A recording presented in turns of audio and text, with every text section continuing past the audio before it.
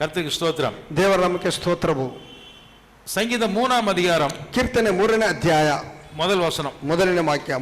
மூன்றாம் சங்கீதம் முதல் வசனம். 3ನೇ கீர்த்தனை ಮೊದಲನೇ ವಾಕ್ಯ. கர்த்தாவே, என் சத்துருக்கள் எவ்வளவாய் பெருகி இருக்கிறார்கள், எனக்கு விரோதமாய் எழும்புகிறவர்கள் ಅನೇಕர் என்று அந்த பகுதி சொல்லுகிறது. ಯೆಹೋವನೇ, ನನ್ನ ವಿರೋಧಿಗಳು ಎಷ್ಟು ಹೆಚ್ಚಾಗಿದ್ದಾರೆ, ನನಗೆ ವೈರಿಗಳಾಗಿ ನಿಂತವರು ಬಹಳ ಮಂದಿ ಎಂದು ಈ ವಾಕ್ಯ ಹೇಳುತ್ತದೆ. இன்னைக்கு நம்முடைய சத்துருக்களை பற்றி பேச போகிறோம். ಈ ದಿನದಲ್ಲಿ ನಮ್ಮ ಶತ್ರುಗಳನ್ನು ವಿರೋಧಿಗಳನ್ನು ಕುರಿತು ನಾವು ಮಾತನಾಡಲಿದ್ದೇವೆ. எத்தனை பேருக்கு சத்துருக்கள் இருக்காங்க? ಎಷ್ಟು ಜನರಿಗೆ ವಿರೋಧಿಗಳಿದ್ದಾರೆ?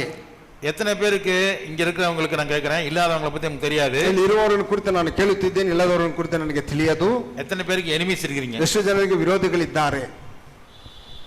யாருக்குமே இல்லையா? அல்லேலூயா. எனக்கு இருக்கிறாங்கப்பா. உங்களுக்கு இருக்காங்களா? ಇದ್ದಾರೆ, இருக்காங்க.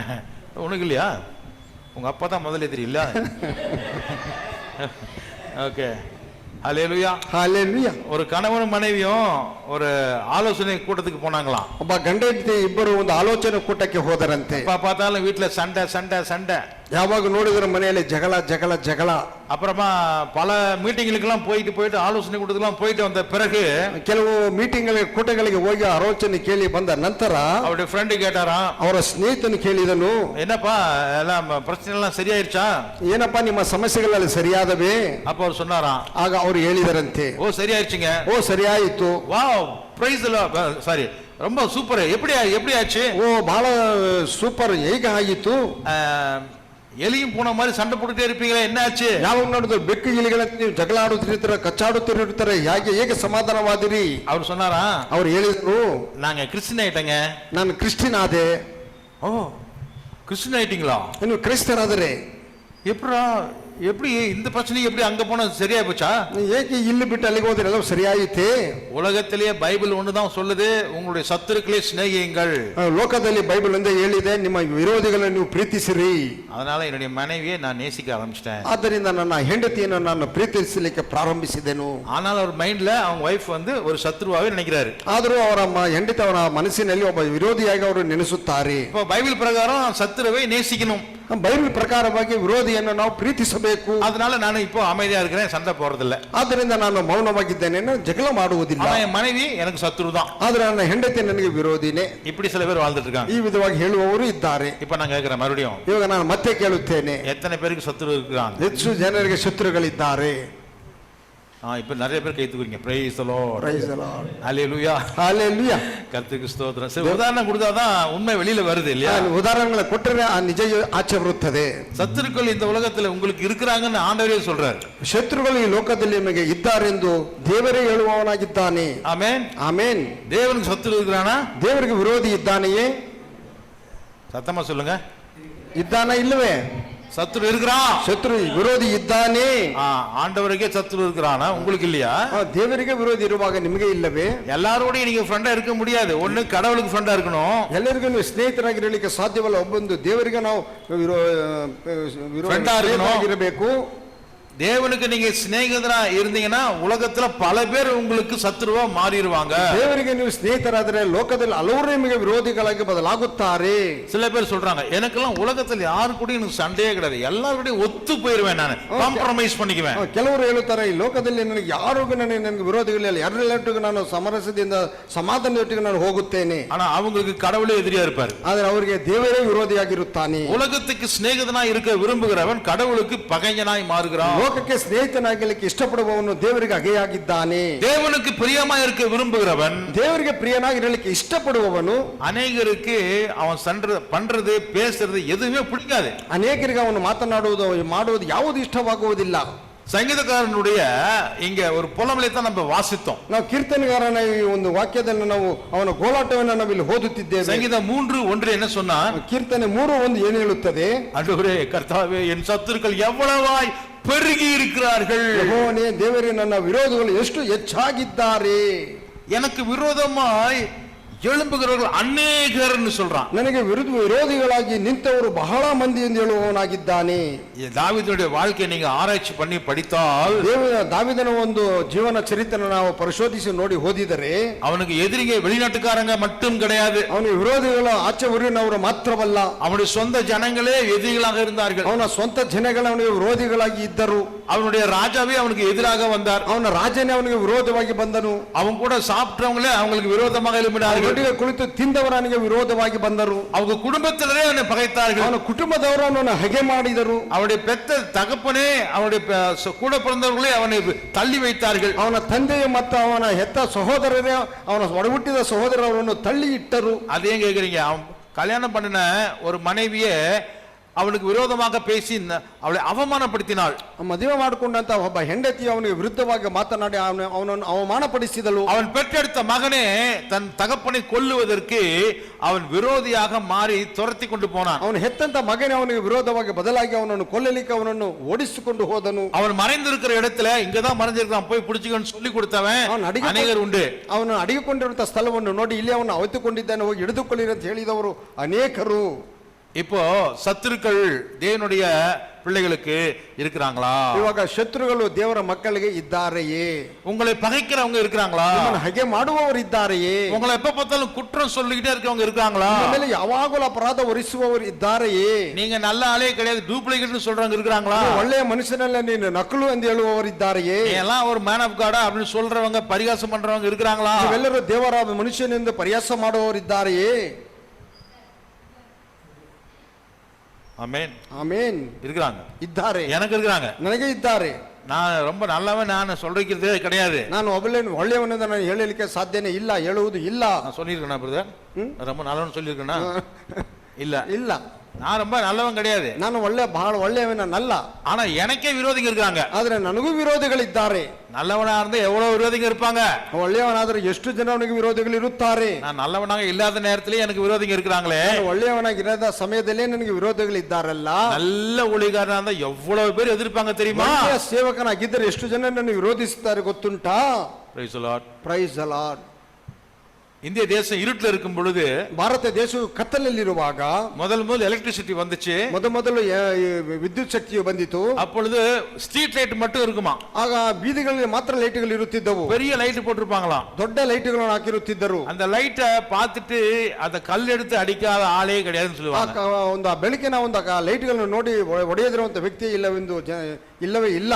ஏன்னா இருட்டிலே பழகினவங்களுக்கு வெளிச்சத்தை பார்த்தோன்னா பிடிக்காது. ಯಾಕಂದ್ರೆ ಕತ್ತಲಲ್ಲಿ ಇದ್ದು ಬದುಕಿದವರಿಗೆ ಬೆಳಕನ್ನು ನೋಡಿದರೆ ಇಷ್ಟವಾಗುವುದಿಲ್ಲ.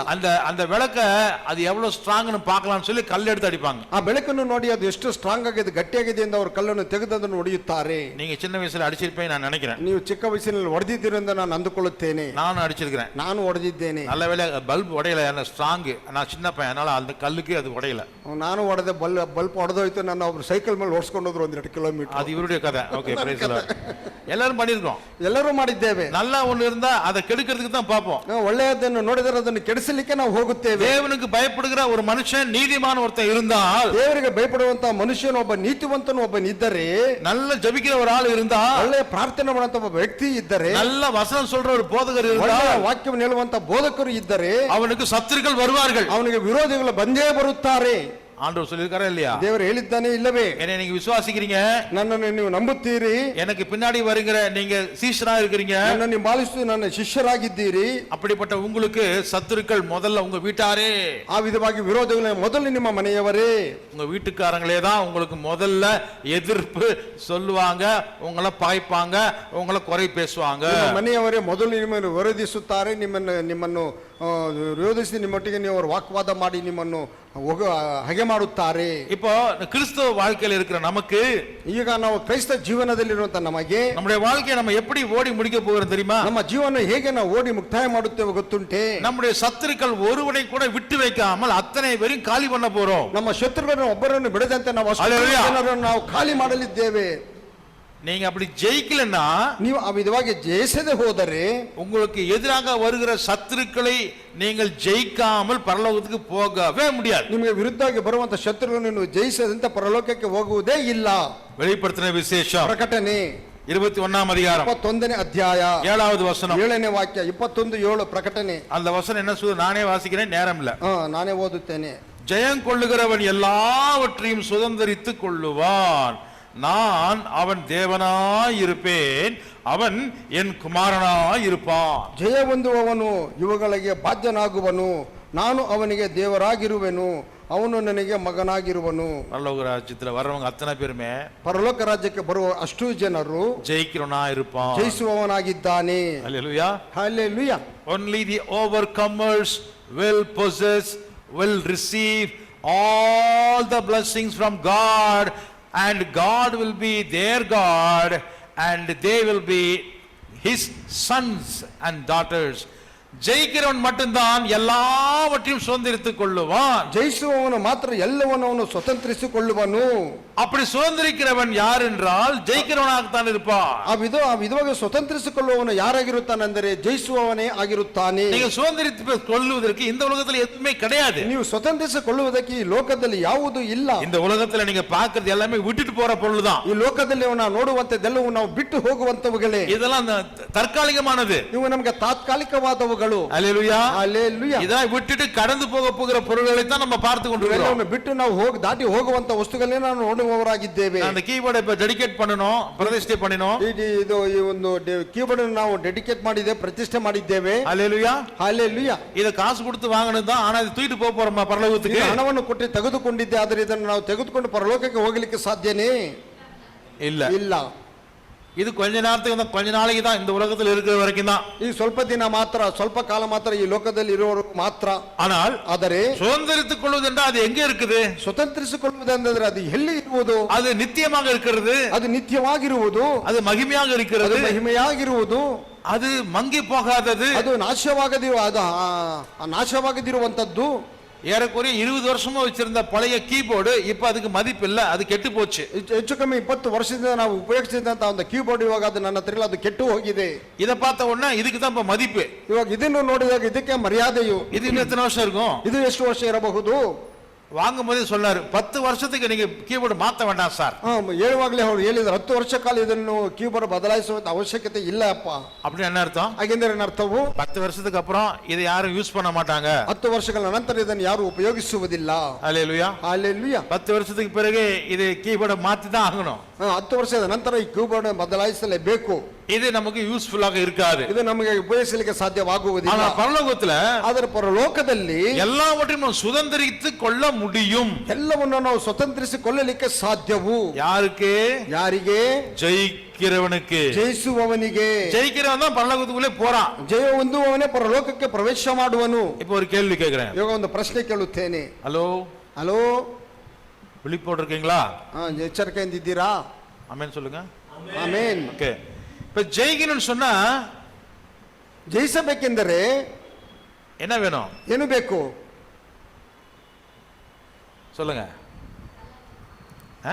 ಬಲವು, ಬಲಮ, ಶಕ್ತಿ, என்னங்க? விசுவாசம், பலம். ஓகே, ரொம்ப ஸ்பிரிச்சுவலா போறீங்க. ஜெயிக்கணும்னு சொன்னா முதல்ல போட்டி இருக்கணுங்க. ಜಯಿಸಬೇಕೆಂದರೆ ನಮಗೆ ಪೋಟಿ ಇರಬೇಕು. ஐயோ அப்பா, அப்படி போடு. போட்டினாக்கா யார் வேணும்? போட்டி ಅಂದ್ರೆ ಯಾರು ಬೇಕು? சத்ரு வேணும். ಶತ್ರು ಬೇಕು. எனக்கு முன்னாடி நிக்கிறவன் தான் என்னுடைய ஆப்போனன்ட். ನನಗೆ ಮುಂದೆ ನಿಂತುಕೊಳ್ಳುವನು ನನ್ನ ವಿರೋಧಿಯು, ನನ್ನ ವಿರೋಧಕ್ಕೆ ಬರುವವನು. அல்லேலூயா. ಹಲ್ಲೆಲೂಯಾ. எனக்கு முன்னாடி எனக்கு எதிர்த்து வர்ற ஆளு தான் என்னுடைய ஆப்போனன்ட்.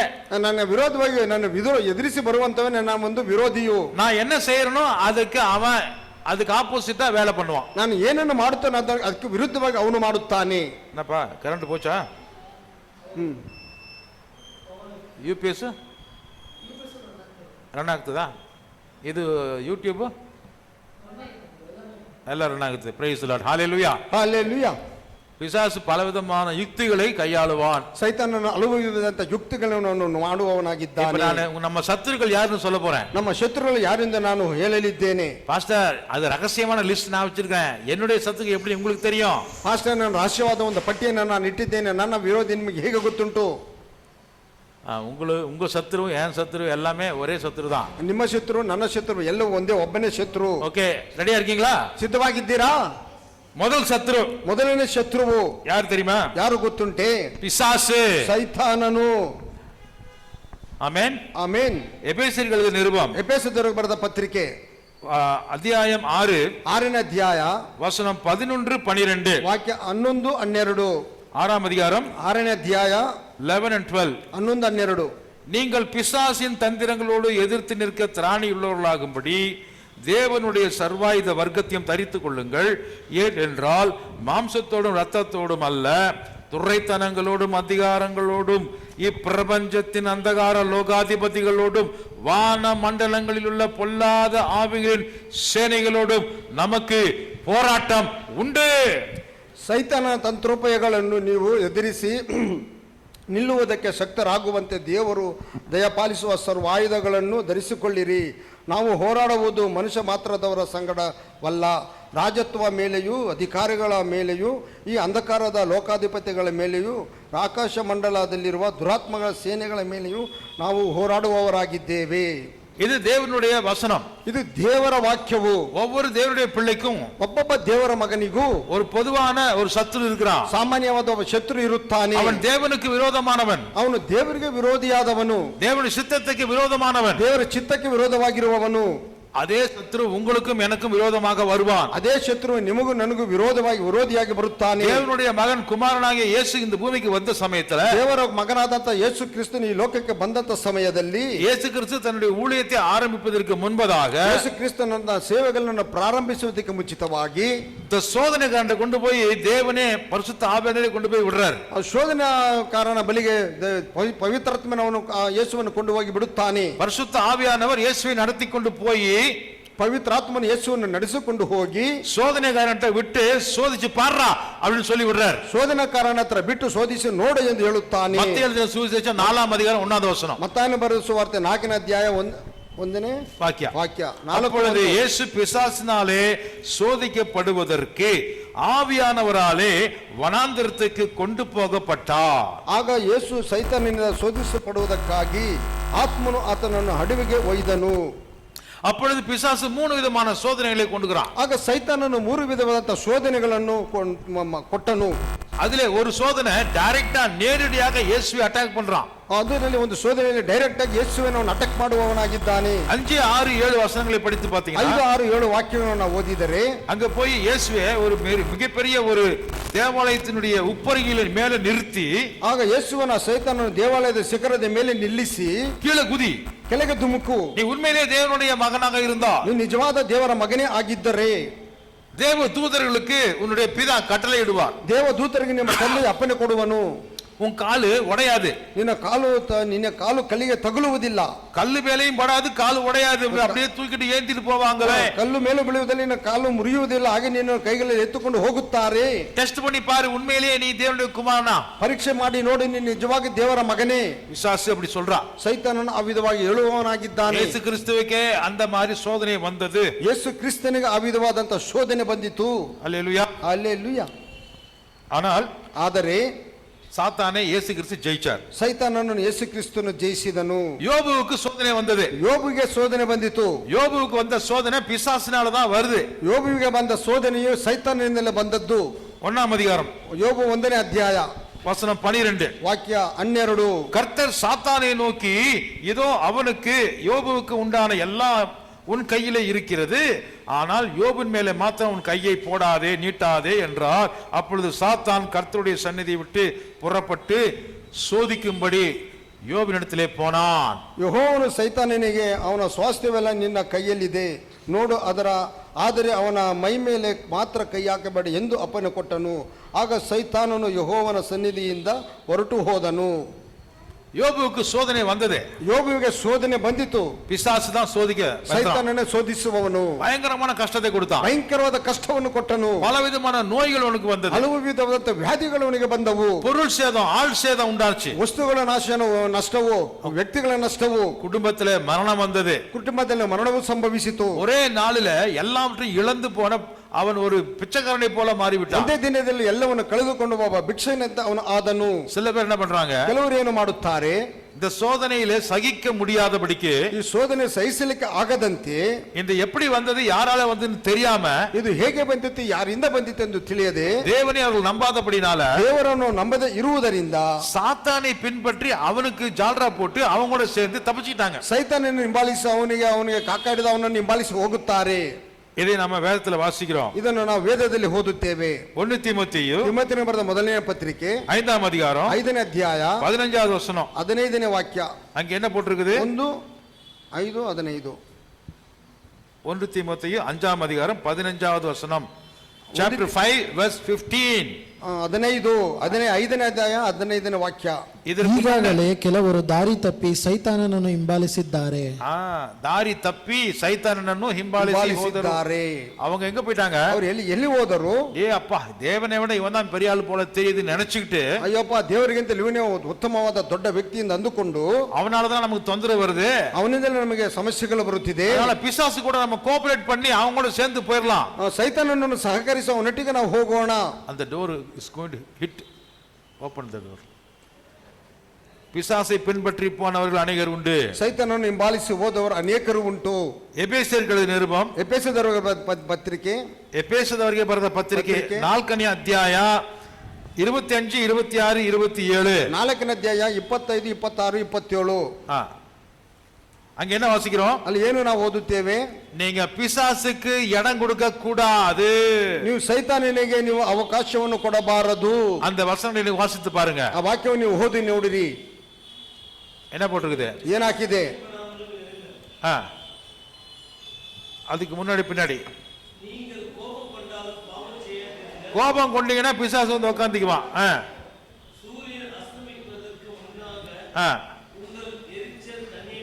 எரிச்சல் வரலாம், ஆனா கோபம் பண்ற அளவுக்கு இருக்க கூடாது, டேட் தாண்டி போயிடக்கூடாது.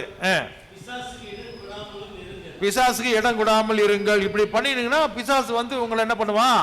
உங்களை கீழே தள்ளி விட்டுருவான். ಸೈತಾನ ಈ ವಿಧವಾಗಿ ಮಾಡಿದರೆ ಸೈತಾನ ಏನು ಮಾಡುತ್ತೆಂದರೆ ನಿಮ್ಮನ್ನು ಕೆಳಗೆ ತಳ್ಳಿ ಬಿಡುತ್ತಾನೆ. இந்த பிசாசோடும் அவனுடைய எல்லா விதமான ஆவிகளோடும் நமக்கு போராட்டம் உண்டு. ಈ ಸೈತಾನನೊಟ್ಟಿಗೂ ಅವನ ಎಲ್ಲಾ ದುರಾತ್ಮಗಳೊಟ್ಟಿಗೆ ನಮಗೆ ಹೋರಾಟ ಉಂಟು. பயப்படாதீங்க, ಭಯಪಡಬೇಡಿರಿ. பிசாசுக்கு நீங்க எதிர்த்து நிற்கலாம், ಸೈತಾನನನ್ನು ನೀವು ವಿರೋಧಿಸಿ ನಿಲ್ಲಬಹುದು. ಯಾಕೋಬು புஸ்தகம், ಯಾಕೋಬ ಪತ್ರಿಕೆ 4ஆம் அதிகாரம் 4ನೇ ಅಧ್ಯಾಯ 7வது வசனம், 7ನೇ ವಾಕ್ಯ. ಯಾಕೋಬು 4:7ನೇ ವಾಕ್ಯ. ஆகையால் தேவனுக்கு கீழ்ப்படிந்திருங்கள், பிசாசுக்கு எதிர்த்து நில்லுங்கள், அப்பொழுது அவன் உங்களை விட்டு ஓடி போவான். ಹೀಗಿರಲಾಗಿ ದೇವರಿಗೆ ಒಳಗಾಗಿರಿ, ಸೈತಾನನನ್ನು ನೀವು ವಿರೋಧಿಸಿರಿ, ಅವನು ನಿಮ್ಮನ್ನು ಬಿಟ್ಟು ಓಡಿ ಹೋಗುವನು. பிசாச அட்டாக் பண்றது எப்படி? ಸೈತಾನನನ್ನು ನಾವು ವಿರೋಧಿಸುವುದು ಹೇಗೆ? பிசாசு என்ன செய்வான்? ಸೈತಾನ ಏನು ಮಾಡುತ್ತಾನಂತೆ? உங்களை பாவத்துல விழ வச்சு தேவனுக்கு துரோகியா மாத்துறதுக்கு ட்ரை பண்ணுவான். ನಿಮ್ಮನ್ನು ಪಾಪದಲ್ಲಿ ಬೀಳಿಸಿ ದೇವರಿಗೆ ವಿರೋಧಿಯಾಗಿ ನಿಮ್ಮನ್ನು ಮಾಡಲಿಕ್ಕೆ ಪ್ರಯತ್ನಿಸುತ್ತಾನೆ. அதுக்கு என்ன வழி தெரியுமா? ಅದಕ್ಕಿರುವಂತ ಮಾರ್ಗವು ಏನು ಗೊತ್ತುಂಟೆ? தேவ சித்தம் என்னன்னு உங்களுக்கு தெரிய வச்சு, ದೇವರ ಚಿತ್ತವು ಏನೆಂದು ನಿಮಗೆ ತಿಳಿಸಿ ஆனா அத ஆக்ஷன்ல காட்டாதபடிக்கு உங்களை அப்படியே லைட்டா ஒரு ட்ராக் மாத்தி விடுவான். ಅದನ್ನು ನಾವು ಕಾರ್ಯಗತ ಮಾಡದಂತೆ ನಿಮ್ಮನ್ನು ಟ್ರ್ಯಾಕ್ ನಿಮಗೆ ಬದಲಾಯಿಸುತ್ತಾನೆ, ತಿರುಗಿಸುತ್ತಾನೆ, ದಾರಿಯನ್ನು ತಪ್ಪಿಸುತ್ತಾನೆ. அவ்வளவுதான், ಅಷ್ಟೇ. உங்களுக்கு நாலேஜ் கொடுத்துருவான், ನಿಮಗೆ ಜ್ಞಾನವನ್ನು ಕೊಡುತ್ತಾನೆ. எது கரெக்ட், ಯಾವುದು ಸರಿ, எப்படி இருக்கணும், ಹೇಗೆ ಇರಬೇಕು, அது உங்களுக்கு ஆண்டவர் கொடுத்த நாலேஜ் வச்சுக்கோ. ಅದು ದೇವರು ಕೊಟ್ಟಂತ ಒಂದು ಜ್ಞಾನವು, ಅದನ್ನು ನೀನು ಇಟ್ಟುಕೋ. ಆದರೆ அதை செயல்படுத்துற டைம் வரும்போது செய்யாத, ಅದು ಕಾರ್ಯಗತ ಮಾಡುವಂತ ಸಮಯದಲ್ಲಿ ಅದನ್ನು ನೀನು ಮಾಡಬೇಡ. அப்படி பண்ணா, ಆ ವಿಧವಾಗಿ ಮಾಡಿದರೆ நாமளும் சைத்தான் மாதிரி ஆயிருவோம். ನಾವು ಸೈತಾನನಂತೆ ಆಗುತ್ತೇವೆ. ஏன் தெரியுமா? ಏಕೆ ಗೊತ್ತುಂಟೆ? சைத்தானுக்கு ஞானம் இருக்குதா? ಸೈತಾನನಿಗೆ ಜ್ಞಾನ ಉಂಟೆ?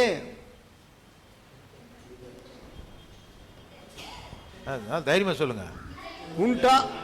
சைத்தானுக்கு புத்தி இருக்குதா? ಬುದ್ಧಿ ಇದೆಯಾ? அறிவு இருக்குதா? ಜ್ಞಾನವಿದೆಯಾ? சொரணம் இருக்குதா? ಅದಕ್ಕೆ ಸ್ಪರ್ಶವಿದೆಯಾ?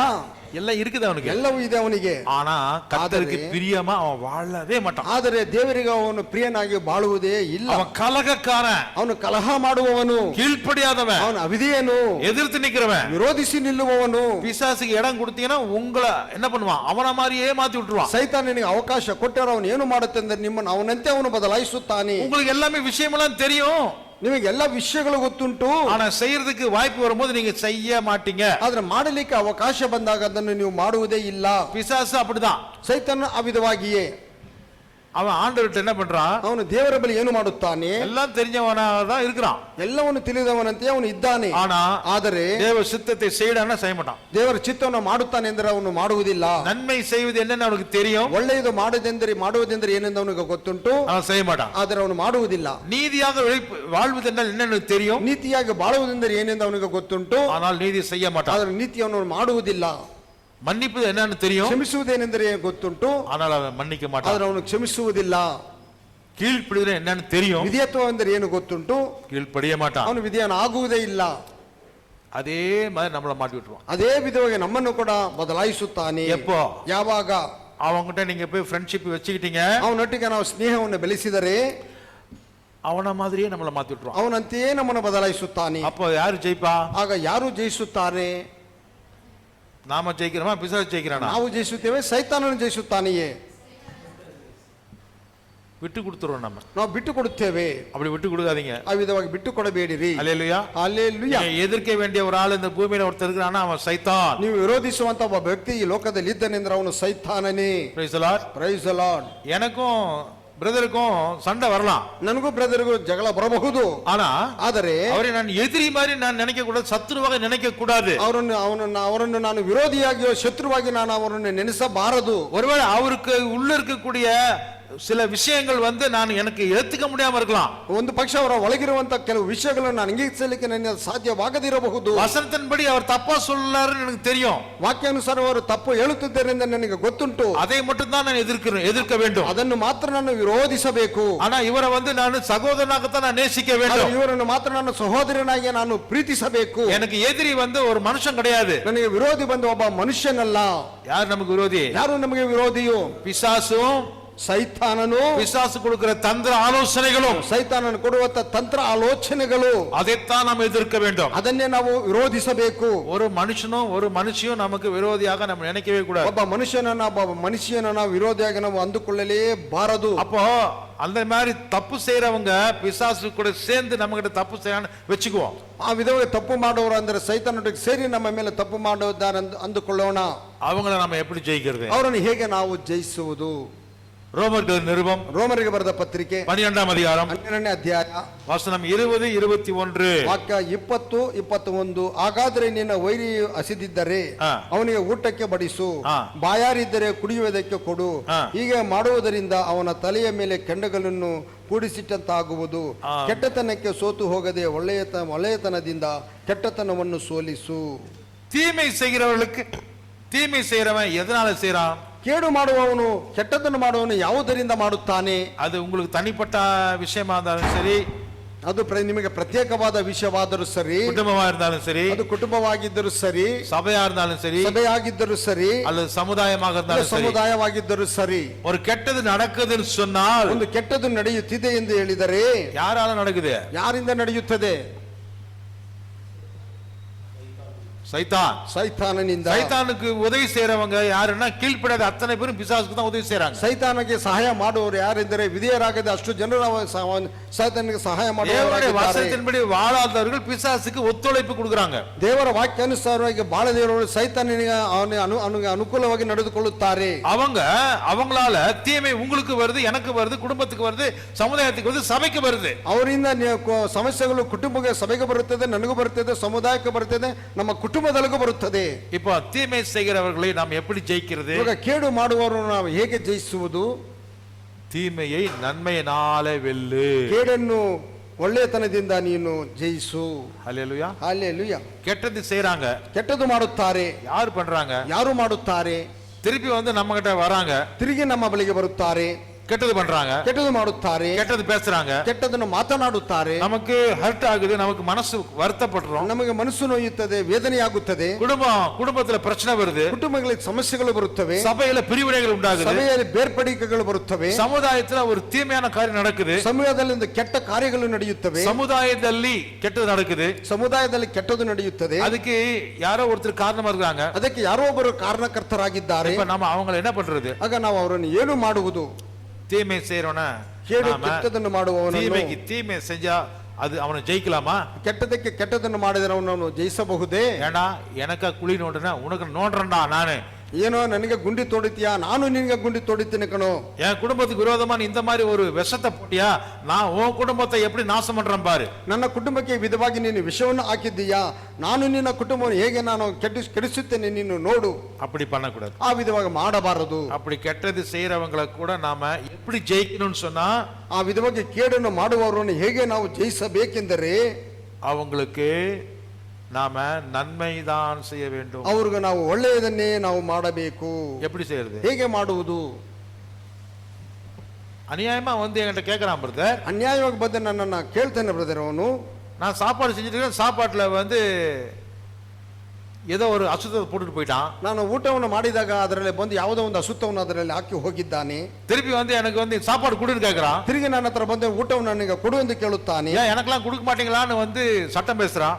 ನನಗೆಲ್ಲ ಕೊಡಲಿಕ್ಕೆ ಆಗುವುದಿಲ್ಲ ಎಂಬುದರಿಂದ ಅವನು ನ್ಯಾಯವನ್ನು ಮಾತನಾಡುತ್ತಾನೆ. நீங்க ரொம்ப கிறிஸ்தவங்க அன்பு காட்டுறேன்னு சொல்ற, இது கொடுக்க மாட்டியா? ನೀವೆಲ್ಲರೂ ಕ್ರೈಸ್ತರಂತೀರಾ, ನೀವು ಪ್ರೀತಿಯನ್ನು ತೋರಿಸುವುದಕ್ಕೆ ನಿಮಗೆ ಆಗುವುದಿಲ್ಲವೇ? ஆனா நீ பாக்குற சாப்பாடு கெட்டு போச்சு. ಆದ್ರೆ ಇಲ್ಲಿ ನೋಡಿದ್ರೆ ಊಟ ಕೆಟ್ಟು ಹೋಗಿದೆ. அப்பா ஒரு 10 நிமிஷம் வெயிட் பண்ணப்பா, நான் வைக்கிறேன்னு சொல்லிட்டு மறுபடியும் சாப்பாடு செஞ்சு, ಅಪ್ಪ ಸ್ವಲ್ಪ ಒಂದು ನಿಮಿಷ ಕಾಯಿ, ನಾನು ತಿರುಗ ಊಟವನ್ನು ರೆಡಿ ಮಾಡ್ತೀನಿ ಎಂದು ಹೇಳಿ கவனமா அந்த சாப்பாடை சமைச்சு அவனுக்கு வயிறு நிறைய போட்டு அனுப்புங்க. ಚೆನ್ನಾಗಿ ಊಟವನ್ನು ಮಾಡಿ ಅವರಿಗೆ ಚೆನ್ನಾಗಿ ಬಡಿಸಿ ಅವನನ್ನು ಕಳುಹಿಸಿರಿ. தீமை செஞ்சவனுக்கு நம்ம ಕೇಡನ್ನು நன்மை ಮಾಡುವವನಿಗೆ செய்யும்போது ನಾವು ಒಳ್ಳೆಯದನ್ನು ಮಾಡುವಾಗ அவன் தலை மேல கர்த்தருடைய கோபத்தின் அக்னி தழலை கொட்டுகிறோம். ಅವನ ತಲೆಯ ಮೇಲೆ ದೇವರ ಕೋಪದ ಕೆಂಡಗಳು ನಾವು ಸುರಿಯುವವರಾಗಿದ್ದೇವೆ. டைம் ஆಗೋಯ್ತು, ನಿಲ್ಸಿದ್ರೆ ಮಳೆ ಬರ್ತಾ ಇದೆ, ಮನೆಗೆ ಹೋಗಕ್ಕಾಗಲ್ಲ. ಮನೆಗೆ ಹೋಗಕ್ಕಾಗಲ್ಲ. இப்ப என்ன பண்ணலாம்? ಏನ್ ಮಾಡದ? ನೆನ್ಕೊಂಡು ಹೋಗದಾ, ಇಲ್ಲೇ ಇರೋದಾ? விட்டாலும் போக முடியாது, மழை கொட்டுது பயங்கரமா கொட்டுது. என்னப்பா மழை வருதாப்பா? ಜೋರಾಗಿ ಬರ್ತಾ? ಇನ್ನು ಎಷ್ಟು ನಿಮಿಷ? ನಿಲ್ಲವರೆಗೂ. கர்த்தருக்கு ஸ்தோத்திரம். இது நானா நிறுத்தலப்பா, ஆண்டவராக நிறுத்துறாரு. ನಾವು ನಿಲ್ಸಕ್ಕಾಗಲ್ಲ, ಅದು ದೇವರೇ ನಿಲ್ಸಬೇಕು ಅದನ್ನ, எது? ಮಳೆನ.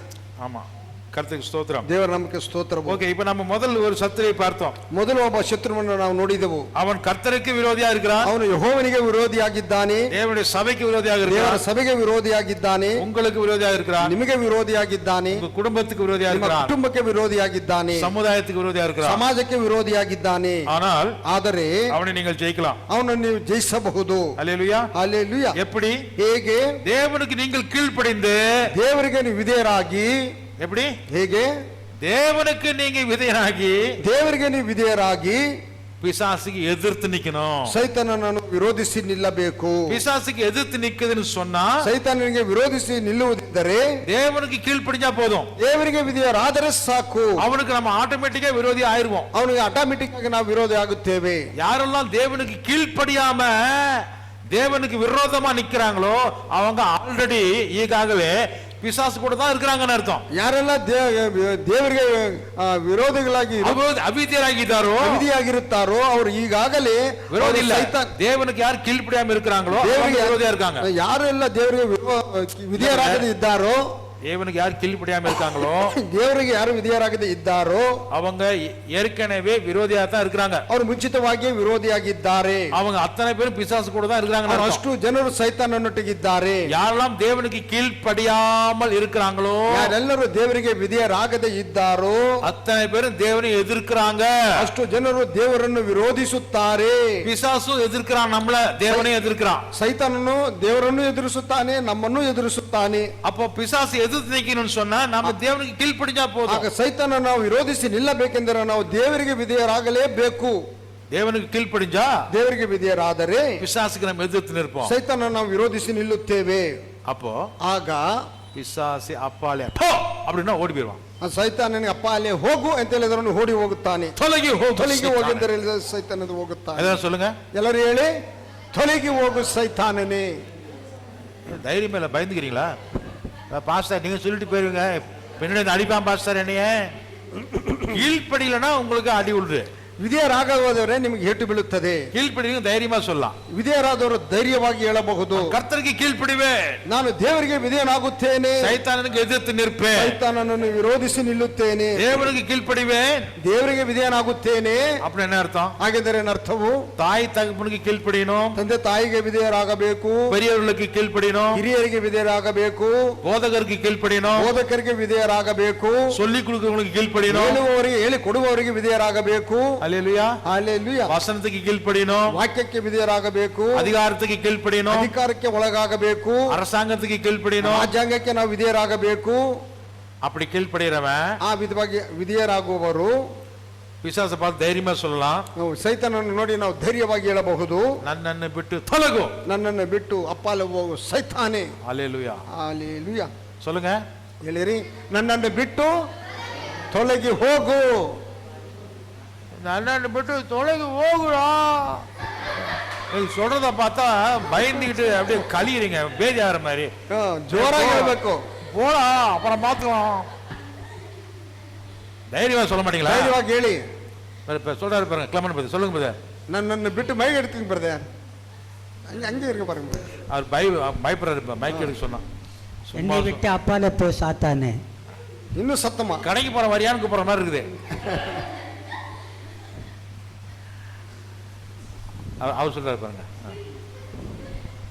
ನನ್ನನ್ನು ಬಿಟ್ಟು ತೊಲಗು. அந்த மைக்கை போட்டு கழுவு அப்புறமா. கர்த்தருக்கு ஸ்தோத்திரம். ஹல்லேலூயா. ஹல்லேலூயா. தொலகுங்கிறத துப்பி விட்டாரு. ஓகே, அடுத்தது ನಂತರದ್ದು இரண்டாவது சத்துரு. ಎರಡನೆಯ ಶತ್ರು யாரு இது? ಯಾರದು? கெஸ் பண்ணுங்க பார்க்கலாம். ನೀವು ಅದನ್ನು ಗೆಸ್ ಮಾಡಿ ನೋಡಿ. முதல் சத்துரு யாரு? ಮೊದಲನೇ ಶತ್ರು ಯಾರು? பிசாசு, ಸೈತಾನನು, பொல்லாத ஆவிகள், ದುರಾತ್ಮಗಳು, எல்லா வான மண்டலங்களில் கிரியை செய்து ಆಕಾಶ ಮಂಡಲದಲ್ಲಿ ಕ್ರಿಯೆಯನ್ನು ಮಾಡಿ பண்ணுது ಮಾಡುವುದು. ஓகே, இரண்டாவது சத்துரு. ಎರಡನೇ ಶತ್ರು நாம வாழ்கிற இந்த உலகம், ನಾವು ಬಾಳುತ್ತಿರುವಂತ ಈ ಲೋಕವು. ஹல்லேலூயா. ಹಲ್ಲೆಲೂಯಾ. நாம் வாழ்ந்து கொண்டிருக்கிற இந்த உலகம், ನಾವು ಬಾಳುತ್ತಿರುವಂತ ಈ ಲೋಕವು, இந்த உலகம் ಈ ಲೋಕವು நம்மள கெடுக்குதா அல்லது நம்மள பரிசுத்தமா வச்சிருக்குதா? ನಮ್ಮನ್ನು ಕೆಡಿಸುತ್ತದಾ ಇಲ್ಲವೇ ನಮ್ಮ ಪರಿಶುದ್ಧವಾಗಿ ಇಡುತ್ತದಾ? நம்மள கெடுக்குது, ನಮ್ಮನ್ನು ಕೆಡಿಸುತ್ತದೆ. இப்ப நம்ம பார்க்கிற இந்த உலகம், ಇವಾಗ ನಾವು ನೋಡುತ್ತಿರುವಂತ ಈ ಲೋಕವು இது தேவனால உண்டானதல்ல, ಇದು ದೇವರಿಂದ ಉಂಟಾದದ್ದಲ್ಲ. ஐயோ பாஸ்டர், சண்டே தானே வேற மாதிரி சொன்னீங்க. ಅಯ್ಯೋ ಪಾಸ್ಟರ್, ಭಾನುವಾರ ಬೇರೆ ವಿಧವಾಗಿ ಹೇಳಿದಿರಲ್ಲ. நான் சொன்னது வானம் பூமಿ, ನಾನು ಹೇಳಿದ ಆಕಾಶವನ್ನು ಭೂಮಿಯನ್ನು ಕುರಿತು. அது ஆண்டவர் உண்டு பண்ணாரு, ಅದು ದೇವರು ಉಂಟು ಮಾಡಿದ್ದು. ஆனா உலகங்கிறது வந்து கடவுள் உண்டு பண்ணாத ஒரு சிஸ்டம் இங்க போயிட்டு இருக்குது. ಈ ಲೋಕವೆಂದರೆ ದೇವರು ಉಂಟು ಮಾಡದಂತ ಒಂದು ಸಿಸ್ಟಮ್ ಇಲ್ಲಿ ಹೋಗುತ್ತಿದೆ. எதை சொன்னாலும் வசனத்தின் மூலமாய் சொல்லுங்க.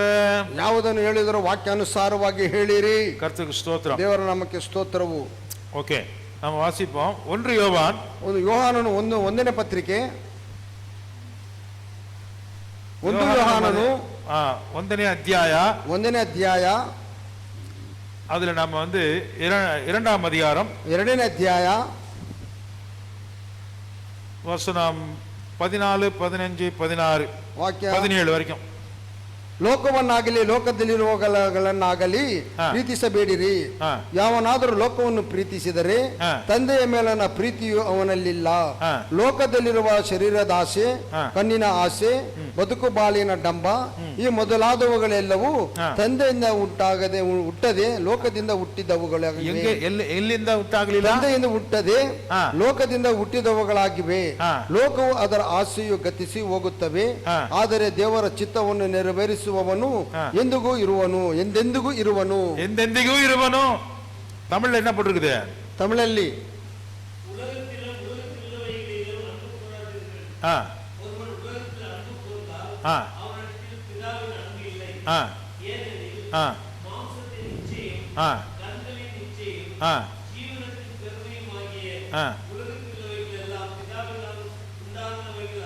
அல்ல.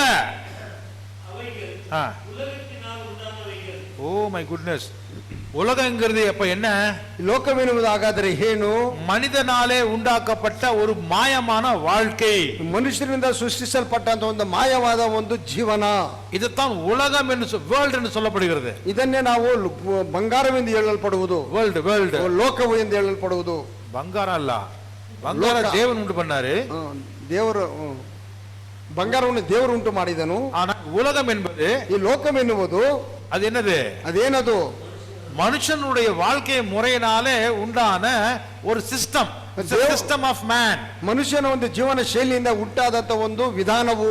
இதைத்தான் உலக பிரகாரம்னு சொல்றோம். ಇದನ್ನೇನು ಲೋಕ ರೀತಿಯಾಗಿ ಎಂದು ನಾವು ಹೇಳುತ್ತೇವೆ. எல்லாரும் பண்ற மாதிரி தானே பிரதர் நம்ம பண்ணணும். ಎಲ್ಲರೂ ಮಾಡಿದಂತ ಅಲ್ವಾ ಬ್ರದರ್ ನಾವು ಮಾಡಬೇಕು. இந்த உலக பிரகாரமான வாழ்க்கைங்கிறது வந்து தேவனுக்கு விரோதமான வாழ்க்கை. ಈ ಲೋಕದ ವಿಧಾನವಾದಂತ ಜೀವನವು ದೇವರಿಗೆ ವಿರೋಧವಾದ ಒಂದು ಕಾರ್ಯವು. சில பேர் பாஸ்டங்களே தப்பா ஜெபம் பண்றாங்க, ಕೆಲವು ಪಾಸ್ಟರ್ಗಳೇ ತಪ್ಪಾಗಿ ಪ್ರಾರ್ಥನೆ ಮಾಡುತ್ತಾರೆ, தப்பா சொல்லி கொடுக்குறாங்க. ತಪ್ಪಾಗಿ ಹೇಳಿಕೊಡುತ್ತಾರೆ. கர்த்தர் உங்களுக்கு ஆவிக்குரிய ஆசீர்வாதத்தையும் ಕರ್ತನು ನಿಮಗೆ ಆಧ್ಯಾತ್ಮಿಕದ ಆಶೀರ್ವಾದವನ್ನು, உலக பிரகாரமான ஆசீர்வாதத்தையும் கொடுப்பாராக. ಲೋಕ ಪ್ರಕಾರವಾದ ಆಶೀರ್ವಾದವನ್ನು ನಿಮಗೆ ಕೊಡುವವನು. உலக பிரகாரம்னு சொல்றதே தப்பு. ಈ ಲೋಕ ಪ್ರಕಾರವಾಗಂತ ಹೇಳುವುದೇ ತಪ್ಪು. நல்லா நம்ம புரிஞ்சுக்கணும். ಚೆನ್ನಾಗಿ ನೀವು ಅರ್ಥ ಮಾಡಿಕೊಳ್ಳಬೇಕು. உலகமும் உலகத்திலே இருப்பவைகளும் பிதாவினால் உண்டாகவில்லை. ಲೋಕವು ಲೋಕದಲ್ಲಿರುವವುಗಳು ತಂದೆಯಿಂದ ಉಂಟಾದವುಗಳಲ್ಲ. அப்படின்னா அது என்னது? ಹಾಗಾದ್ರೆ ಅದು ಏನದು? பாஸ்டர் நீங்க மட்டும் நல்ல நல்ல கலர் கலர் ஷர்ட்டா போட்டு வரீங்க, சட்டை பேண்ட் கீபோர்டு கிட்டார் வச்சுக்கிறீங்க. ಪಾಸ್ಟರ್ ನೀವು ಮಾತ್ರ ಕಲರ್ ಅಲ್ಲಿ ನೀವು ಶರ್ಟು ಪ್ಯಾಂಟ್ ಹಾಕೋ ಬರ್ತೀರಾ, ಒಳ್ಳೆ ಕೀಬೋರ್ಡ್ ತರ್ತೀರಾ. இதெல்லாம் வந்து எப்படி வந்துச்சு? ಇದೆಲ್ಲವೂ ಹೇಗೆ ಬಂದಿತು? நீங்களே சொல்லுங்க. ನೀವೇ ಹೇಳಿ. இது கர்த்தருக்கு உண்டாக்குனதா இல்லையா? ಇದು ಕರ್ತನು ದೇವರು ಉಂಟು ಮಾಡಿದ್ದೆ ಇಲ್ಲವೇ? நீங்க சொல்லுங்க, எதுக்கு வம்பு? ನೀವೇ ಹೇಳಿ. அப்படின்னா இந்த கீபோர்டு தானா வராது. ಈ ಕೀಬೋರ್ಡ್ ತಾನಾಗಿ ಬರುವುದಿಲ್ಲ. இது மனிதனுடைய ஞானத்தினால தான் வருது. ಇದು ಮನುಷ್ಯನ ಜ್ಞಾನದಿಂದಲೇ ಇದು ಬರುವುದು. ஆனா அந்த ஞானம் யார் கொடுத்தது? ಆ ಒಂದು ಜ್ಞಾನವನ್ನು ಯಾರು ಕೊಟ್ಟಿದ್ದು? ದೇವರೇ. தேவனுடைய ஞானத்தினால ஒரு டேபு, ஒரு கீபோர்டு, ஒரு மைக்கு, ஒரு ಸಿಸ್ಟಮೇ, ಲೈಟ್ ಎಲ್ಲ ಒಂದಿರುತ್ತದೆ. ದೇವರು ಕೊಟ್ಟ ಜ್ಞಾನದಿಂದಲೇ ಕೀಬೋರ್ಡ್, ಒಂದು ಟ್ಯಾಬು, ಒಂದು ಮೈಕು, ಇಲ್ಲಿರುವಂತ ಎಲ್ಲ ಸಿಸ್ಟಮ್ಗಳು ಬಂದಿರುವುದು. நம்ம உட்கார்ந்திருக்கிற சேர், ನಾವು ಕುಳಿತಿರುವಂತ ಈ ಚೇರ್ಗಳು தேவன் கொடுத்த ஞானத்தினால தான் வந்திருக்குது. ದೇವರು ಕೊಟ್ಟಂತ ಜ್ಞಾನದಿಂದಲೇ ಇವೆಲ್ಲವೂ ಬಂದಿರುವುದು. இந்த பில்டிங் ಕೂಡ, ಈ ಬಿಲ್ಡಿಂಗ್ ಕೂಡ, ಈ ಕಟ್ಟಡವೂ ಕೂಡ. ஆமா, ಹೌದು.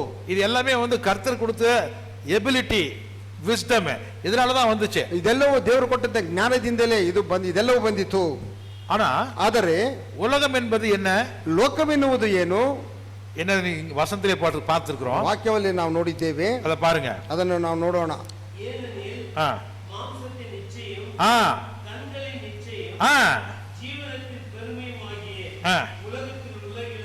இதுதான் எக்ஸ்பிளைன் பண்ணிருக்க அந்த வசனமே சொல்லுது. என்ன சொல்லுது? நல்லா கவனிங்க. மாம்சம் என்பது சரீரம்னு வச்சுக்கோங்க. ಶರೀರದ ಆಸೆ இல்ல இல்ல இல்ல, ಮಾಂಸ ಎನ್ನುವುದು சொல்லுங்க. நீங்க சரீரம் யார் ಉಂಟು பண்ணது? ಶರೀರವನ್ನು ಯಾರು ಉಂಟು ಮಾಡಿದ್ದು? கர்த்தர், ಯೆಹೋವನು. சரி, அடுத்தது கண்ணு. கண்ணு யார் உண்டு பண்ணது? ಕಣ್ಣನ್ನು ಯಾರು ಉಂಟು ಮಾಡಿದ್ದು? கர்த்தர், ದೇವರೇ. சரி, அப்புறம் ஜீவனை யார் கொடுக்கிறது? ಈ ಜೀವವನ್ನು ಯಾರು ಕೊಟ್ಟಿದ್ದು? ಜೀವನವನ್ನು தேவன் தான் கொடுக்கிறாரு. ದೇವರು ಕೊಟ್ಟಿದ್ದಾನೆ. இது கர்த்தர் ಉಂಟು பண்ணதுதான். ಇದು ದೇವರು ಉಂಟು ಮಾಡಿದ್ದೆ. ஆனா கூட வரக்கூடிய வார்த்தைகளை கவனிங்க. ಅದರೊಟ್ಟಿಗೆ ಕೂಡಿ ಬರುವಂತ ವಾಕ್ಯಗಳನ್ನು ಗಮನಿಸಿರಿ. மாம்சத்தின் இச்சை, ಮಾಂಸದ ಇಚ್ಛೆಯು. இச்சை கர்த்தர் கொடுக்கிறாரா? ಇಚ್ಛೆಯನ್ನು ದೇವರು ಕೊಡುತ್ತಾನಾ? தைரியமா சொல்லுங்க. கண்ணு கர்த்தர் கொடுத்தாரு, ಕಣ್ಣುಗಳನ್ನು ದೇವರು ಕೊಟ್ಟನು. ஆனா அந்த கண்ணு பார்க்குது, ஆனா இச்சிக்கிறது யார் கொடுக்கிறது? ಅದು ಕಣ್ಣು ನೋಡುತ್ತಾ ಇದೆ, ನಾವು ಆಸೆ ಪಡುವುದನ್ನು ಯಾರು ಕೊಡುವುದು? ஏன் நீங்க உங்கள்கிட்ட இல்லையா? ஒரு டைம் இச்சை வந்து பிசாசு தான், எல்லா பழியும் அவன் மேலேயே போடுறீங்க. கண்ணு யாருது? ಕಣ್ಣುಗಳು ಯಾರದು?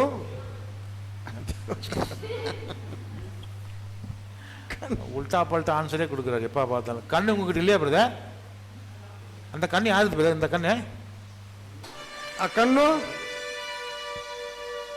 ಕೈ ತೋರಿಸಿ ಹೇಳಿ, ಆ ಕಣ್ಣು ಯಾರು? ಮತ್ತೆ ಅದು ಕಣ್ಣು ನೋಡು, ನಿಮ್ ಕಣ್ತಾನೆ ನೋಡುವುದು ಯಾರು? ಆ ದೇವಂತ ಹೇಳ್ತೀರಾ? ಕರ್ತರ್ ಕಣ್ಣು ಕೊಡ್ತಾರೆ, ದೇವರು ಕಣ್ಣನ್ನು ಕೊಟ್ಟನು. ಕರ್ತರ್ ಶರೀರ ಕೊಡ್ತಾರೆ, ಕರ್ತರು ಶರೀರವನ್ನು ಕೊಟ್ಟನು. ಕರ್ತರ್ ಏನ ಬೆಳಕೆ ವಿಕ್ಕಾರೆ, ದೇವರನ್ನು ಬದುಕುವಂತೆ ಮಾಡುವನು. ಆನ ಗರ್ವ ಕೊಡ್றது ನಾನು, ಆದ್ರೆ ಗರ್ವ ಪಡುವವನು ನಾನು. ಇದು ಹೆಂಗಿருந்து வந்துச்சு? ಇದು ಎಲ್ಲಿಂದ ಬಂದಿತು? ಪಿತಾ ಕತ್ತು ಕೊಡಗಲ, ತಂದೆ ಇದನ್ನು ಕಲಿಸಿಕೊಡಲಿಲ್ಲ. ಅಲ್ಲೇಲುಯಾ, ಅಲ್ಲೇಲುಯಾ. ಪಿತಾ ಕಟ್ಟು ಕೊಡಗಲ, ತಂದೆ ಕಲಿಸಿಕೊಡಲಿಲ್ಲ. கண்ணு கர்த்தர் கொடுத்தாரு. ಆ ಕಣ್ಣನ್ನು ದೇವರು ಕೊಟ್ಟನು. ஆனா அந்த கண்ணை வச்சு நான் எதெல்லாம் இச்சையோடு பார்க்கறேனோ அது என்னுடைய ஆபரேஷன், என்னுடைய வேலை அது. ಈ ಕಣ್ಣುಗಳ ಮೂಲಕ ಏನೆಲ್ಲ ನೋಡೋಣ ನಾನು ಆಸೆ ಪಡುತ್ತೇನೆ ಅದು ನನ್ನ ಒಂದು ಕಾರ್ಯವದು. உலகத்தினால உண்டானது அது. ಈ ಲೋಕದೊಳಗಿಂದ ಉಂಟಾದದ್ದು, பிதாவினால உண்டாகல, ತಂದೆಯಿಂದ ಉಂಟಾದದ್ದಲ್ಲ. இந்த உலக வாழ்க்கை, உலக பிரகாரமான வாழ்க்கை இருக்குதே, ಈ ಲೋಕ ಪ್ರಕಾರವಾದಂತ ಜೀವನವಿದೆಯಲ್ಲ, அது என்னது? ಅದೇನದು? மத்தவங்க மூலமா நீங்க கற்றுக்கொண்டு வாழுகிற ஒரு வாழ்க்கை முறை, ಮತ್ತೊಬ್ಬರಿಂದ ನೋಡಿ ಕಲಿತುಕೊಳ್ಳುವಂತ ಒಂದು ಜೀವನ ಶೈಲಿಯು, அது உங்களுக்கு விரோதி, சத்ரு.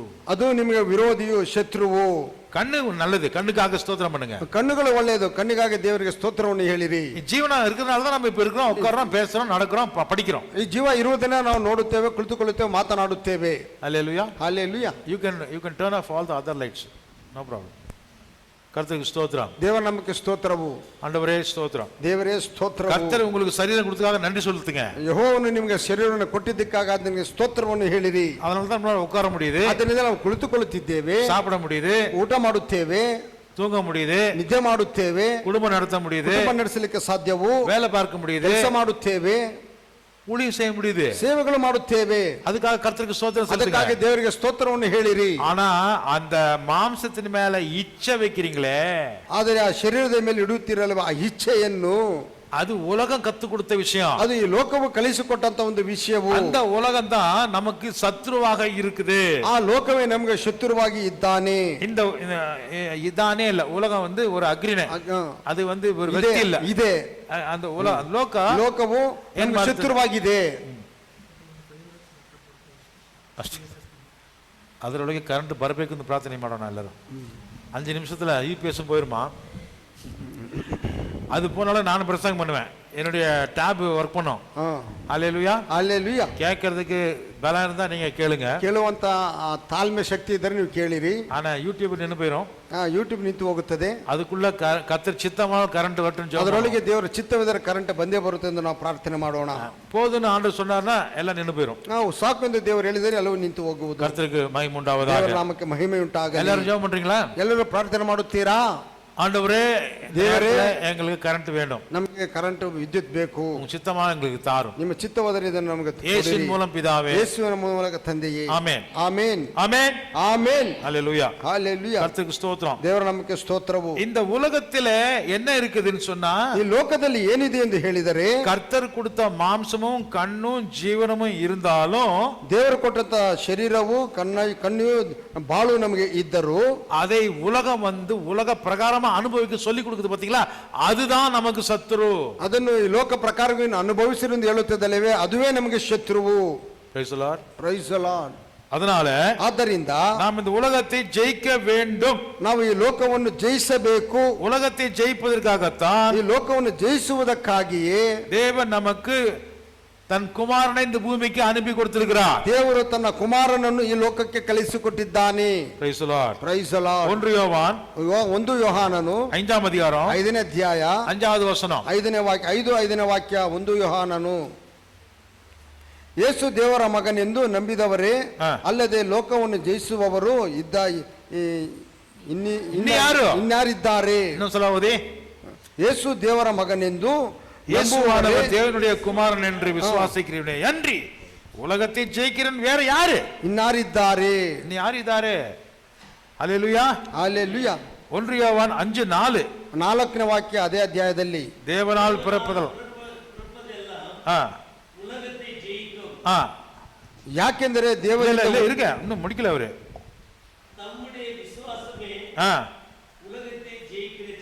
ஆமென். ಆಮೇನ್. நம்முடைய விசுவாசம் தான் உலகத்தை ஜெயிக்கிற ஜெயம். ನಮ್ಮ ನಂಬಿಕೆಯೇ ಲೋಕವನ್ನು ಜಯಿಸುವಂತ ಜಯವು. நம்முடைய நம்பிக்கை யார் மேல வைக்கிறோம்? ನಮ್ಮ ನಂಬಿಕೆಯನ್ನು ಯಾರ ಮೇಲೆ ನಾವು ಇಡುತ್ತೇವೆ?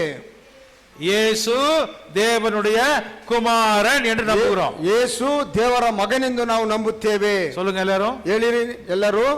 ಯೇಸು ದೇವರ ಮಗನು. அந்த நம்பிக்கை தான். ಆ ನಂಬಿಕೆಯೇ என்ன நம்பிக்கை? ಯಾವ ನಂಬಿಕೆ? ಯೇಸುವಾನவர் தேவனுடைய குமாரனாய் இருக்கிறார். ಯೇಸು ದೇವರ ಕುಮಾರನಾಗಿದ್ದಾನೆ. இந்த நம்பிக்கை தான். ಈ ನಂಬಿಕೆಯೇ உலகத்தை ஜெயிக்கிற ஜெயம். ಈ ಲೋಕವನ್ನು ಜಯಿಸುವಂತ ಜಯವು. எத்தனை பேர் சொல்ல முடியும் ಎಷ್ಟು தெரியுமா? ಜನ ಹೇಳಲಿಕ್ಕೆ ಸಾಧ್ಯವ ಧೈರ್ಯವಾಗಿ? சொல்லுங்க. ಹೇಳಿರಿ.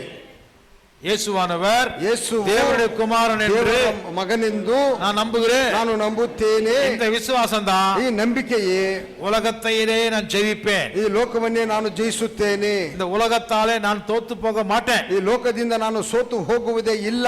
இயேசுவானவர் தான் தேவனுடைய குமாரன். ಯೇಸುವೆ ದೇವರ ಕುಮಾರನು. இந்த நம்பிக்கை உள்ள எனக்கு ಈ ನಂಬಿಕೆ ಇರುವಂತ ನನಗೆ மாம்சத்தின் இச்சை ஒண்ணும் பண்ண முடியாது. ಮಾಂಸದ ಇಚ್ಛೆಯನ್ನು ಏನು ಮಾಡಲಿಕ್ಕೆ ಸಾಧ್ಯವಿಲ್ಲ. கண்களின் நிச்சயம் என்னை கெடுக்காது. ಕಣ್ಣಿನ ಆಸೆ ನನ್ನನ್ನು ಕೆಡಿಸುವುದಿಲ್ಲ. ஜீவனத்தின் பெருமை என்னை தாக்கி நான் விழுந்து போக மாட்டேன். ಬದುಕು ಬಾಲಿನ ಡಮ್ಮ ನನ್ನನ್ನು ಮುಟ್ಟಿ ನಾನು ಕೆಟ್ಟು ಹೋಗುವುದೇ ಇಲ್ಲ. இரண்டாவது சத்துரு காளி. ಎರಡನೇ ಶತ್ರು ಖಾಲಿ. அல்லேலூயா. ಹಲ್ಲೆಲೂಯಾ. முதல் சத்துரு யாரு? ಮೊದಲನೇ ಶತ್ರು ಯಾರು? இரண்டாவது சத்துரு யாரு? ಎರಡನೇ ಶತ್ರು ಯಾರು? இந்த உலகம் தான். ಈ ಲೋಕವೇ. இந்த பிரபஞ்சத்தின் மேல வைக்கிற ஆசை தான். ಈ ಲೋಕದ ಮೇಲೆ ಇಡುವಂತ ಆಸೆಯೇ அதுதான் நமக்கு எதிரி. ಅದುವೇ ನಮಗೆ ವಿರೋಧಿಯು. லூக்கா எழுதின சுவிசேஷம் ಲೂಕನು ಬರೆದ ಸುವಾರ್ತೆ 8ஆம் அதிகாரம் 8ನೇ ಅಧ್ಯಾಯ 14 8:14 அங்க பார்த்தா ಅಲ್ಲಿ ನೋಡಿದರೆ விதை விதைக்கிறவன் கர்த்தருடைய வசனத்தை விதைக்கிறான். ಬೀಜ ಬಿತ್ತುವವನು ದೇವರ ವಾಕ್ಯವನ್ನು ಬಿತ್ತುತ್ತಾನೆ. சில பேரு வேலி அடைக்கப்பட்ட நிலத்தை போல பாதுகாப்பாய் இருக்கிறாங்க. ಕೆಲವರು ಬೇಲಿ ಹಾಕಿದಂತ ರಕ್ಷಿಸಲ್ಪಟ್ಟಂತ ನೆಲ ಬೀಜವಾಗಿರುತ್ತಾರೆ. அவங்க இருதயம் பண்பட்டு பதப்பட்டு இருக்குது. ಅವರ ಒಂದು ಹೃದಯವು ಹದವಾಗಿ ಅದು ಇರುವಂತದ್ದಾಗಿದೆ, சுரட்சித்தமாಗಿದೆ, ಸುರಕ್ಷಿತವಾಗಿದೆ. ஆனா சில பேருடைய இருதயத்துல கல் இருக்குது, முள்ளு இருக்குது, வழியோரமா இருக்குது. ಕೆಲವರು ಹೃದಯದಲ್ಲಿ ಕಲ್ಲಿದೆ, ಮುಳ್ಳಿದೆ, ಮಾರ್ಗ ಮಧ್ಯ ದಾರಿಯ ಮಗ್ಗಲಿದೆ. முள்ளுகளுக்கு மத்தியில விதை விழுந்தா என்ன ஆகும்? ಮುಳ್ಳುಗಳ ಮಧ್ಯದಲ್ಲಿ ಬೀಜ ಬಿದ್ದರೆ ಏನಾಗುವುದು? வாசிங்க 8ஆம் அதிகாரம் 14வது வசனம். 14ನೇ ವಾಕ್ಯ. ஆ ஆ வசனத்தை கேட்கிறவர்களாய் இருக்கிறார்கள். ஆ கேட்டவுடனே போய் பிரபஞ்சத்திற்குரிய கவலைகளினாலும் ஐஸ்வர்யத்தினாலும் சிற்றின்பங்களினாலும் நிரப்பப்பட்டு பலன் கொடாதிருக்கிறார்கள். அவன் உருப்படாத போறாங்க, பலன் இல்லை. ಅವರು ಉದ್ಧಾರವಾದ ಹೋಗ್ತಾರ, ಫಲವೇ ಇಲ್ಲ. ಕನ್ನಡದಲ್ಲಿ ಬೇರೆ ಕೆಲವರು ವಾಕ್ಯವನ್ನು ಕೇಳಿದ ಮೇಲೆ ಬರುತ್ತಾ ಈ ಜೀವಮಾನದಲ್ಲಿ ಆಗುವ ಚಿಂತೆ, ಐಶ್ವರ್ಯ, ಭೋಗಗಳಿಂದ ಅಡಗಿಸಲ್ಪಟ್ಟು ಫಲವನ್ನು ಮಾಗಿಸುವುದಿಲ್ಲ. வசனம் கேட்டாலும் அவங்களுடைய வாழ்க்கையில பலன் இல்லை. ವಾಕ್ಯವನ್ನು ಕೇಳ ಅವರ ಜೀವನದಲ್ಲಿ ಫಲವಿಲ್ಲ. ಏಕೆ? பிரபஞ்சத்தின் மேலே வைக்கிற ஆசை இச்சைகள், ಈ ಲೋಕದ ಮೇಲೆ ಇಡುವಂತ ಆಸೆಯು ಮತ್ತು ಇಚ್ಛೆಯು. அருமையான சகோதரனே சகோதரியே, ಪ್ರೀತಿಯುಳ್ಳ ಸಹೋದರನೇ ಸಹೋದರಿಯೇ, உங்களுக்கு விரோதமாக வேலை செய்யறது, ನಿಮಗೆ ವಿರುದ್ಧವಾಗಿ ಕೆಲಸ ಮಾಡುವುದು என்னது? ಏನದು? இந்த பிரபஞ்சத்தின் மேல நீங்க வைக்கிற பொருளாசை. ಈ ಲೋಕದ ಮೇಲೆ ನೀವು ಇಡುವಂತ ವಸ್ತುಗಳ ಆಸೆಯು. வீடு நீங்க வாழ்றதுக்காக கட்டி கொடுத்திருக்காரு ஆண்டவர். ಮನೆಯನ್ನು ನೀವು ಬಾಳುವುದಕ್ಕಾಗಿಯೇ ಕಟ್ಟಿಕೊಟ್ಟಿದ್ದಾನೆ ದೇವರು. ஆனா சில பேர் அந்த வீட்டையே ஒரு ஆராதனை பொருள் மாதிரி வச்சுக்கிறதுக்கு பாக்குறாங்க. ಕೆಲವರು ಆ ಮನೆಯನ್ನೇ ಒಂದು ಆರಾಧನೆ ವಸ್ತುವನ್ನಾಗಿ ಇಟ್ಟುಕೊಳ್ಳಲಿಕ್ಕೆ ನೋಡುತ್ತಾರೆ.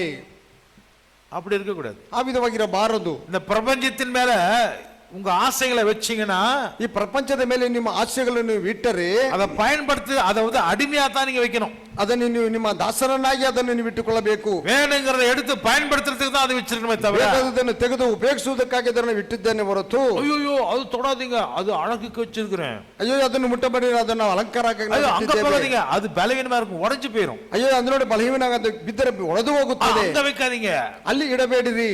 அது சும்மா அழகுக்கு, ಅದು ಸುಮ್ಮನೆ ಸುಂದರವಾಗಿರುವುದಕ್ಕೆ.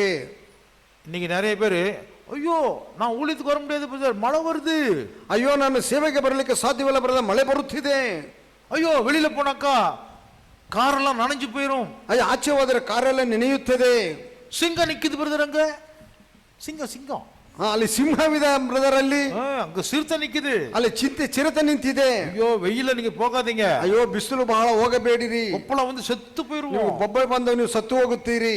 இந்த மாதிரி உடம்பையே ஆராதிக்கிறவங்க நிறைய பேர் இருக்காங்க. ಈ ವಿಧವಾಗಿ ಶರೀರವನ್ನು ಆರಾಧಿಸುವವರು ಅನೇಕರಿದ್ದಾರೆ. அருமையான சகோதரி ಪ್ರೀತಿಯ ಸಹೋದರನೇ ಸಹೋದರಿ, பிரபஞ்சத்தின் மேல ஆசை இச்சைகளை வைக்கிறவங்க, ಈ ಲೋಕದ ಮೇಲೆ ಆಸೆ ಇಚ್ಛೆಗಳನ್ನು ಇಡುವವರು ஆல்ரெடி தோத்து போயிட்டாங்க. ಮುಂಚಿತವಾಗಿ ಅವರು ಸೋತು ಹೋಗಿದ್ದಾರೆ. அவங்க நித்தியத்துக்கு வருவாங்கன்னு நினைக்கிறீங்களா? ಅವರು ನಿತ್ಯಕ್ಕೆ ಬರುತ್ತಾರೆ ಎಂದು ಅಂದುಕೊಳ್ಳುತ್ತೀರಾ? லோத்தினுடைய மனைவி நினைத்துக் கொள்ளுங்கள். ಲೋತನ ಹೆಂಡತಿ ನೀವು ಜ್ಞಾಪಕ ಮಾಡಿಕೊಳ್ಳಿರಿ. லோத்துடைய மனைவி சும்மா திரும்பி பார்த்தாளா? ಲೋತನ ಹೆಂಡತಿ ಸುಮ್ಮನೆ ಹಿಂದಿರುಗಿ ನೋಡಿದಾಳೆ. இந்த புத்தி இல்லாத லோத்தும் அவன் பெற்ற 2 மகள்களும் பரதேசி மாதிரி விட்டுட்டு ஓடுறானுங்க, அறிவு கட்டவனுங்க. நான் என்னென்ன மாதிரி பொருளை வச்சிருக்கேன் தெரியுமா? ಈ ಬುದ್ಧಿ ಇಲ್ಲದ ಲೋಟನು ಮತ್ತು ಲೋತನು ಮತ್ತು ಅವನ ಇಬ್ಬರು ಹೆಣ್ಣು ಮಕ್ಕಳು ஒரு லோத்தம் சொன்னேன், நீங்க 3 தடவை சொல்லிட்டீங்க. லோத்து ಲೋತನು ಅವನ ಇಬ್ಬರು ಹೆಣ್ಣು ಮಕ್ಕಳು ಈ ಬುದ್ಧಿ ಇಲ್ಲದವರಂತೆ ಅವರು ಓಡಿ ಹೋಗುತ್ತಿದ್ದಾರೆ. இந்த மனுஷனுக்கு ஒரு அறிவுமே கிடையாது. ಆ ಮನುಷ್ಯನಿಗೆ ಒಂದು ಜ್ಞಾನವೂ ಇಲ್ಲ, இந்த பிள்ளைங்களுக்கு ஒரு புத்தியுமே ಆ கிடையாது. ಮಕ್ಕಳಿಗೆ ಯಾವುದು ಬುದ್ಧಿ ಇಲ್ಲ. திரும்பி பார்க்கறா, ಅವ್ರು ಹಿಂದೆ ತಿರುಗಿ ನೋಡುತ್ತಾಳೆ. பயங்கரமான எரிகிற அக்னியும் கந்தகமும் கொட்டு அந்த ஊர் மேல. ಭಯಂಕರವಾದ ಗಂಧಕವು ಬೆಂಕಿಯ ಮೇಲೆ ಅದರ ಮೇಲೆ ಸುರಿಯುತ್ತಿದೆ ಆ ಊರಿನ ಮೇಲೆ. அந்த அந்த ஊரே காலி, அங்க எல்லாம் புகையா போகுது. ಅಲ್ಲಿ ಊರೇ ಖಾಲಿಯಾಗಿದೆ, ಎಲ್ಲವೂ ಹೊಗೆಯಾಗಿ ಅದು ಹೋಗುತ್ತಿದೆ. அந்த இடத்துக்கு நானும் பாஸ்டர் செல்லையாவும் போயிருந்தோம். ಆ ಒಂದು ಸ್ಥಳಕ್ಕೆ ನಾನು ಮತ್ತು ಪಾಸ್ಟರ್ ಚೆಲ್ಲಯ್ಯನವರು ನಾವು ಹೋಗಿದ್ದೆವು. அந்த கொட்டின அந்த அந்த ஊர் மேல கொட்டின அந்த கந்தகமும் அந்த சல்ஃபர் தான் இன்னைக்கு உப்பு கடலாக அந்த இடம் மாறி கிடக்குது. ಆ ಒಂದು ಅಲ್ಲಿ ಸುರಿದಂತ ಒಂದು ಗಂಧಕವು ಆ ಒಂದು ಗಂಧಕವು ಅಲ್ಲಿ ಇವಾಗ ಉಪ್ಪು ಸಮುದ್ರವಾಗಿ ಅದು ಬದಲಾಗಿದೆ. உப்பு கடலா மாறி போச்சு. ಅದು ಉಪ್ಪು ಸಮುದ್ರವಾಗಿ ಅದು ಬದಲಾಗಿದೆ. அதுக்கு பக்கத்துல அதனுடைய கரையில ಅದರ ಒಂದು ದಡದಲ್ಲಿ அந்த கொட்டப்பட்ட அந்த ಉಪ್ಪುಗಳು இன்னமும் மலையா இருக்குது, மலையை போல ಬೆಟ್ಟವಾಗಿದೆ. ಆ ಸುರಿಯಲ್ಪಟ್ಟಂತ ಒಂದು ಉಪ್ಪಿನ ಒಂದು ಗಂಧಕವು ಈ ದಿನದಲ್ಲಿ ಬೆಟ್ಟಗಳಾಗದು ಇದೆ. உப்பு மலையா இருக்குது, ಉಪ್ಪೆ ಅದು ಒಂದು ಬೆಟ್ಟಗಳಾಗಿದೆ. என்ன மலை? ಏನು ಬೆಟ್ಟವದು? சல்ஃபர். ಸಲ್ಫರ್ ಅಂದ್ರೆ ಗಂಧಕ. அப்படியே அது வந்து கல்லு மாதிரி மாறி அப்படியே அந்த அந்த அந்த பொம்பளை நிக்கிறது. லோத்தனுடைய மனைவி பேர் தெரியாது, லோத்தனுடைய மனைவி மட்டும் தான் தெரியும். ಆ ಲೋತನ ಹೆಂಡತಿ ಹೆಸರು ತಿಳಿಯೋದು, ಲೋತನ ಹೆಂಡತಿ ಮಾತ್ರ ಗೊತ್ತುಂಟು. அவள் திரும்பಿ பார்க்கிறாள், ಆಕೆ ಹಿಂತಿರುಗಿ ನೋಡಿದಳು. அவளுடைய உருவம் அப்படியே நிக்குது, ಆ ರೂಪವು ಹಾಗೆ ನಿಂತಿದ್ದೆ, ಅವಳ ರೂಪವು கொட்ட அப்படியே நிக்கிறா. தூணாவே ஆயுஸ் செத்தாலும் பரவாயில்ல. ஐயோ, நான் வச்சிருந்த அழகு பொருள்கள் எல்லாம், புடவை, நகை எல்லாம் போச்சே. ಅದು ಸುರಿಯುತ್ತ ಹಾಗೆ ಆಕೆ ಗಂಧದ ಒಂದು ಸ್ತಂಭವಾಗಿ ಆಗಿ ನಿಂತಿದ್ದಾಳೆ. ಅಯ್ಯೋ, ನಾನು ಇಟ್ಟಂತ ನನ್ನ ಒಡವೆಗಳು, ನನ್ನ ವಸ್ತ್ರಗಳು, ನನ್ನ ಬಟ್ಟೆಗಳೆಲ್ಲ ಎಲ್ಲ ನಾಶವಾಗುತ್ತಿದೆಯಲ್ಲ. உப்பு கொட்டி கொட்டி கொட்டி செத்தாலும் பரவாயில்ல, அங்கேயே நிக்கிறா. ಆ ಉಪ್ಪು ಸುರಿದು ಅವಳು ಸತ್ತರ ಪರವಾಗಿ ಹಾಗೆ ಸ್ತಂಭದಂತೆ ನಿಂತಿದ್ದಾಳೆ. எப்படி செத்தாள்? ಹೇಗೆ ಸತ್ತಳು? ಆಸೆಯಿಂದ. பிரபஞ்சದ ಮೇಲೆ ಇಟ್ಟಿರುವ ಆಸೆ, ಈ ಪ್ರಪಂಚದ ಮೇಲೆ ಇಟ್ಟಿರುವಂತ ಆಸೆಯು. நான் பார்த்து இம்போர்ட்டட் திங்ஸ், எக்ஸ்போர்ட் குவாலிட்டின்னு வாங்கி வச்ச ஒரு பொருளுமே அழிஞ்சு போதே. ನಾನು ನೋಡಿ ಪರದೇಶದಿಂದ ಬೇರೆ ತಂದಂತ ಎಲ್ಲ ವಸ್ತುಗಳೆಲ್ಲ ನಾಶವಾಗಿ ಹೋಗುತ್ತಿದೆಯಲ್ಲ. அந்த பிரபஞ்சத்தின் மேல வைத்த அந்த கவலை, அந்த ஆசை, அந்த இச்சை, அவள் செத்தாலும் அவள் முழுசு உப்பு கொட்டி பரியிலே பண்ணிருச்சு, அப்படி நின்றே இருக்கா. ಅವಳ ಒಂದು ಆ ಲೋಕದ ಮೇಲೆ ಇಟ್ಟಿರುವಂತ ಒಂದು ಆಸೆಯು, ಅವಳ ಒಂದು ಉಪ್ಪು ಸುರಿದು ಅವಳು ಸುರಿಯುತ್ತಿದ್ದರೂ ಕೂಡ ಹಾಗೇ ನಿಂತವಳು. ತನ್ನ ಒಂದು ಆ ಚಿನ್ನ, ಒಡವೆ ಇವನ್ನೆಲ್ಲ ಆಸೆ ನೆನೆಸಿ ಹಾಗೆ ಉಪ್ಪು ಸ್ತಂಭವಾಗಿ ನಿಂತಿದ್ದಾಳೆ. அவ செத்து விழுந்து சாவல, ಅವಳು ಬಿದ್ದು ಹೋಗಿ ಸಾಯಲಿಲ್ಲ. உப்பு கொட்டி அப்படியே அவளை எரிச்சிட்டே இருக்குது, அப்படி நின்றுட்டே இருக்கா. ಆ ಉಪ್ಪು ಸುರಿದು, ಆ ಗಂಧಕವು ಸುರಿದು ಹಾಗೆ ಉರಿಯುತ್ತಿದ್ದ ಹಾಗೆಯೇ ನಿಂತಿದ್ದಾಳೆ. வயிறு பத்திட்டு எரியுது, ಹೊಟ್ಟೆ ಉರಿಯುತ್ತಿದೆ. வீட்டில் இருக்கிற பொருளெல்லாம் போகுதே, ಆ ಮನೆಯಲ್ಲಿರುವಂತಹ ವಸ್ತುಗಳೆಲ್ಲ ನಾಶವಾಗುತ್ತಿದೆಯಲ್ಲ.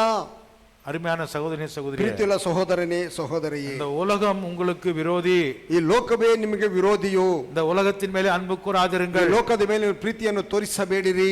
உலகத்தில் இருக்கிற ஜனங்களை ரட்சிப்பதற்காகத்தான் கிறிஸ்து வந்தார். ಈ ಲೋಕದಲ್ಲಿರುವಂತಹ ಜನರನ್ನು ರಕ್ಷಿಸುವುದಕ್ಕಾಗಿ ಯೇಸು ಬಂದನು, ಯೇಸು ಕ್ರಿಸ್ತನು ಬಂದನು. நீங்க பார்க்கிற இந்த உலகம், கெட்டு போய் கொண்டிருக்கிற உலகம், அது என்னது? ಕೆಟ್ಟ ಪಳಕங்களை ಕற்றுக் கொடுக்கிற உலகம். ಆದರೆ ನೀವು ನೋಡುತ್ತಿರುವಂತ இந்த ಲೋಕವು ನಮಗೆ ಕೆಟ್ಟ ಅಭ್ಯಾಸ ಪದ್ಧತಿಗಳನ್ನು ಕಲಿಸಿಕೊಡುವಂತ ಒಂದು ಲೋಕವು. உங்க பெத்த அம்மாவே சொல்லுவாங்க, ನಿಮ್ಮ ಎತ್ತ ತಾಯಿಯೇ ಹೇಳುತ್ತಾಳೆ, உங்க கூட பிறந்தவங்களே சொல்லுவாங்க, ನಿಮ್ಮ ಒಡಹುಟ್ಟಿದವರೇ ಹೇಳುತ್ತಾರೆ, இது நான் கொடுக்கிறேன், ரொம்ப விசேஷமானது, யாருக்கும் சொல்லாத. ಇದು ನಾನು ನಿನಗೆ ಕೊಡುತ್ತೇನೆ, ಇದು ಬಹಳ ವಿಶೇಷವಾದದ್ದು, ಇದು ಯಾರಿಗೂ ನೀನು ತೋರಿಸಬೇಡ, ಹೇಳಬೇಡ. இது உனக்கு மட்டும் தான் கொடுக்கிறேன், யாருக்கும் கொடுத்துறாத. ಇದು ನಿನಗೆ ಮಾತ್ರ ಕೊಡುತ್ತಿದ್ದೇನೆ, ಇದು ಯಾರಿಗೂ ಕೊಡಬೇಡ. எங்க ಅಣ್ಣ எனக்கு சொல்லியிருக்காரு, ನಮ್ಮ ಅಣ್ಣ ನನಗೆ ಹೇಳಿದ್ದಾನೆ ಆ ವಿಧವಾಗಿ. இது ಎಕ್ಸ್ಪೋರ್ಟ್ ಕ್ವಾಲಿಟಿடಾ, ಇದು ಎಕ್ಸ್ಪೋರ್ಟ್ ಕ್ವಾಲಿಟಿ ಕಣೋ, ಇದು இந்த குவாலிட்டி இங்கே கிடைக்காது, ಈ ಒಂದು ಕ್ವಾಲಿಟಿಲಿ ಸಿಗುವುದಿಲ್ಲ, யாருக்காவது எடுத்து கொடுத்துறாதா, ಇದು ಯಾರಿಗಾದ್ರೂ ತೆಗೆದು ಕೊಡಬೇಡ ಕಣೋ. எங்க அண்ணன் என் மேல ரொம்ப அன்பு காட்டுவாரு, ನಮ್ಮ ಅಣ್ಣ ನನ್ನ ಮೇಲೆ ಬಹಳ ಪ್ರೀತಿ ತೋರಿಸುತ್ತಾನೆ. கர்த்தருக்கு ஸ்தோத்திரம். ದೇವರ ನಮಗೆ ಸ್ತೋತ್ರವು. ஆனால் ಆದರೆ அவருடைய அக்கறையில் அவர் எனக்கு சொல்ற வார்த்தை வந்து சரியில்லை. ಆದ್ರೆ ಅವ್ರ ಪ್ರೀತಿಯಿಂದ ನನಗೆ ಹೇಳುವಂತ ಒಂದು ಮಾತು ಸರಿ ಇಲ್ಲ.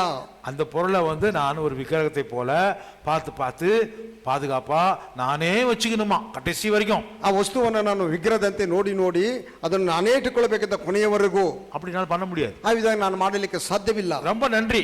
ಬಹಳ ಸ್ತೋತ್ರ, ಕೃತಜ್ಞತೆ. ரொம்ப சூப்பரா கொடுத்துருக்கிற. ಬಹಳ ಚಂದಾಗಿರುವುದನ್ನು ಕೊಟ್ಟಿದ್ದಿ. ஒருவேளை ஒரு சகோதரனோ யாருக்கோ ஒருத்தருக்கு தேவைப்படுதுன்னு நினைச்ச நான் கொடுக்கும் போது நீ வருத்தப்படக்கூடாது. ಒಂದು ಪಕ್ಷ ಯಾರಾದ ಸಹೋದರನಿಗೋ ಸಹೋದರಿ ಕೊಡುವಂತ ಸಮಯದಲ್ಲಿ ಅದನ್ನು ನೋಡಿ ನೀನು ಚಿಂತೆ ಪಡಬೇಡ. ஏய் அது எனக்கு கொடுத்தான் ஏன் மச்சான், ಅದು ನನಗೂ ಕೊಟ್ಟೆ ಅನ್ಕೊಂಡು ನನ್ನ ಮಾಮೈದ. சரி அதை எதுக்கு என்கிட்ட கொடுத்த தம்பிக்கு? ಸರ್ ಅದಕ್ಕಾಗಿ ನನಗೆ ಕೊಟ್ಟೆ, ನೀನು ನನ್ನ ತಮ್ಮನಿಗೆ. தம்பிக்கு கொடுக்கும் போது நீ சாக்ரிஃபைஸ் பண்றல, ಆ ತಮ್ಮನಿಗೆ ಕೊಡುವ ಅದನ್ನು ನೀನು ತ್ಯಾಗ ಮಾಡುತ್ತಿದೆಯಲ್ಲವೇ. அப்ப நான் இன்னொருக்கு தியாகம் பண்ணா உனக்கு ஏன் ಅದನ್ನು கோபம்? ನಾನು ಮತ್ತೊಬ್ಬರಿಗೆ ತ್ಯಾಗ ಮಾಡಿದ್ರೆ ನಿನಗೇಕೆ ಕೋಪ? இதெல்லாம் வந்த வழியில போகணும். ಇದೆಲ್ಲ ಬಂದ ಮಾರ್ಗದೇನೆ ಇದು ಹೋಗಬೇಕು. இதற்கு நான் அடிமையாக கூடாது. ಇದಕ್ಕೆ ನಾನು ದಾಸನಾಗಬಾರದು.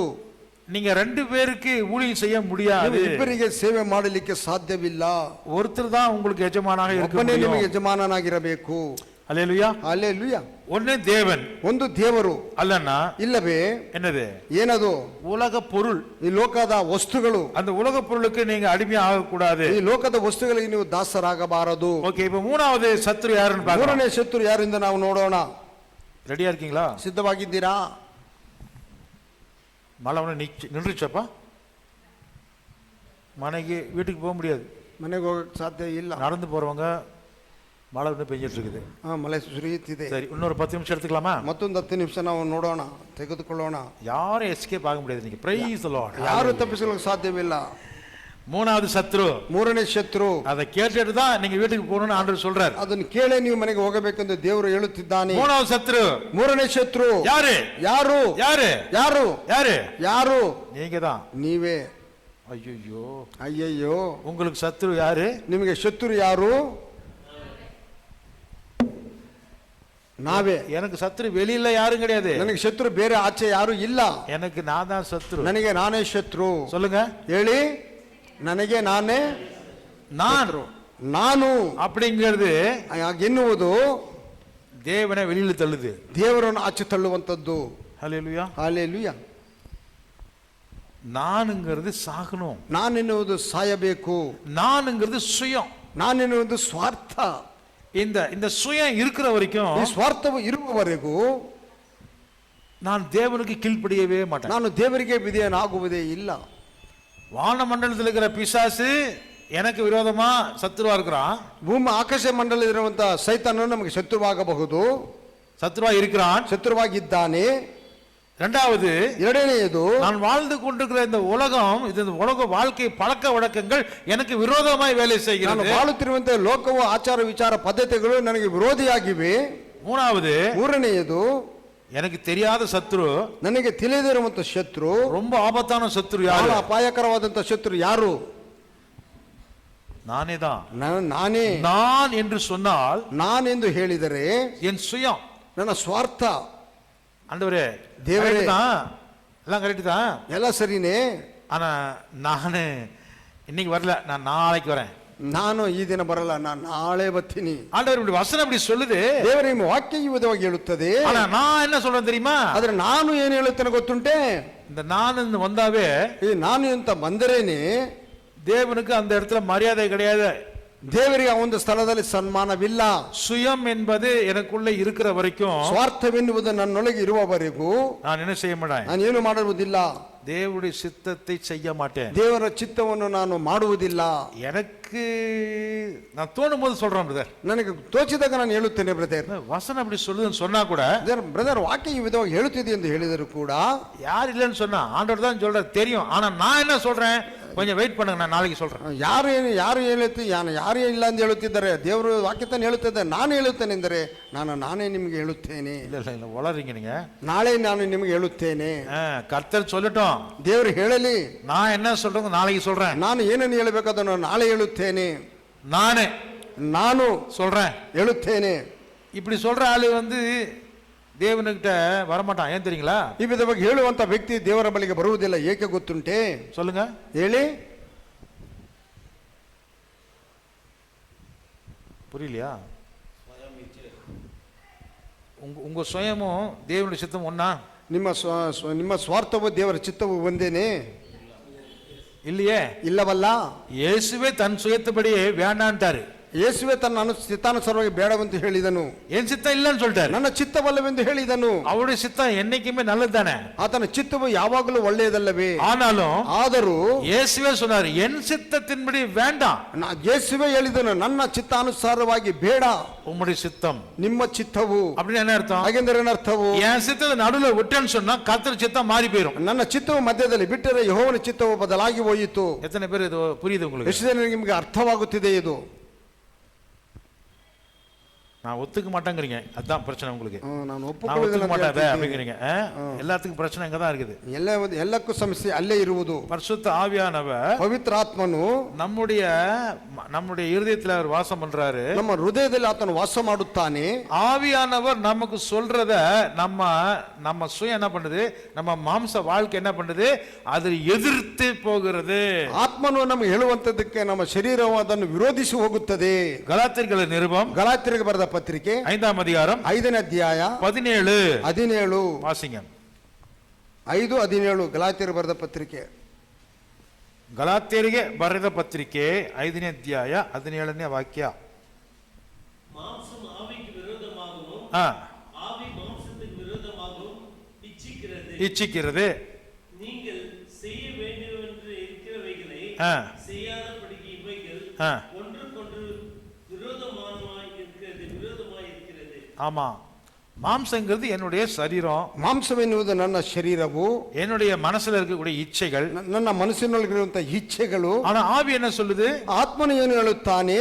இந்த மாம்சத்திலே வரக்கூடிய விஷயங்களுக்கு விரோதமாக ಈ ಶರೀರ ಭಾವಕ್ಕೆ ಬರುವಂತಹ ವಿಷಯಗಳನ್ನು ವಿರೋಧವಾಗಿ ಅದು ತಡೆಯುವಂತದ್ದಾಗಿದೆ. இப்ப ஆவி சொல்றதுக்கு விரோதமா என் மாம்சமே எதிர்த்து போராடுது.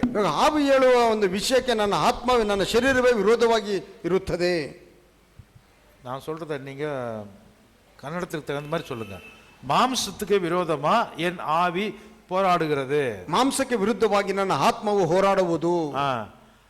என்னுடைய ஆவி சொல்றதுக்கு ஒத்துழைக்க மாட்டேங்குது என் மாம்சம். ನನ್ನ ಆತ್ಮ ಹೇಳುವುದಕ್ಕೆ ಒಪ್ಪಿಕೊಳ್ಳುವುದಿಲ್ಲ ನನ್ನ ಶರೀರವು. அப்போ தேவ சித்தத்தை செய்வதற்கு மாம்சத்தின் பிச்சை கேட்கணுமா, ஆவியின்படி நடக்கணுமா?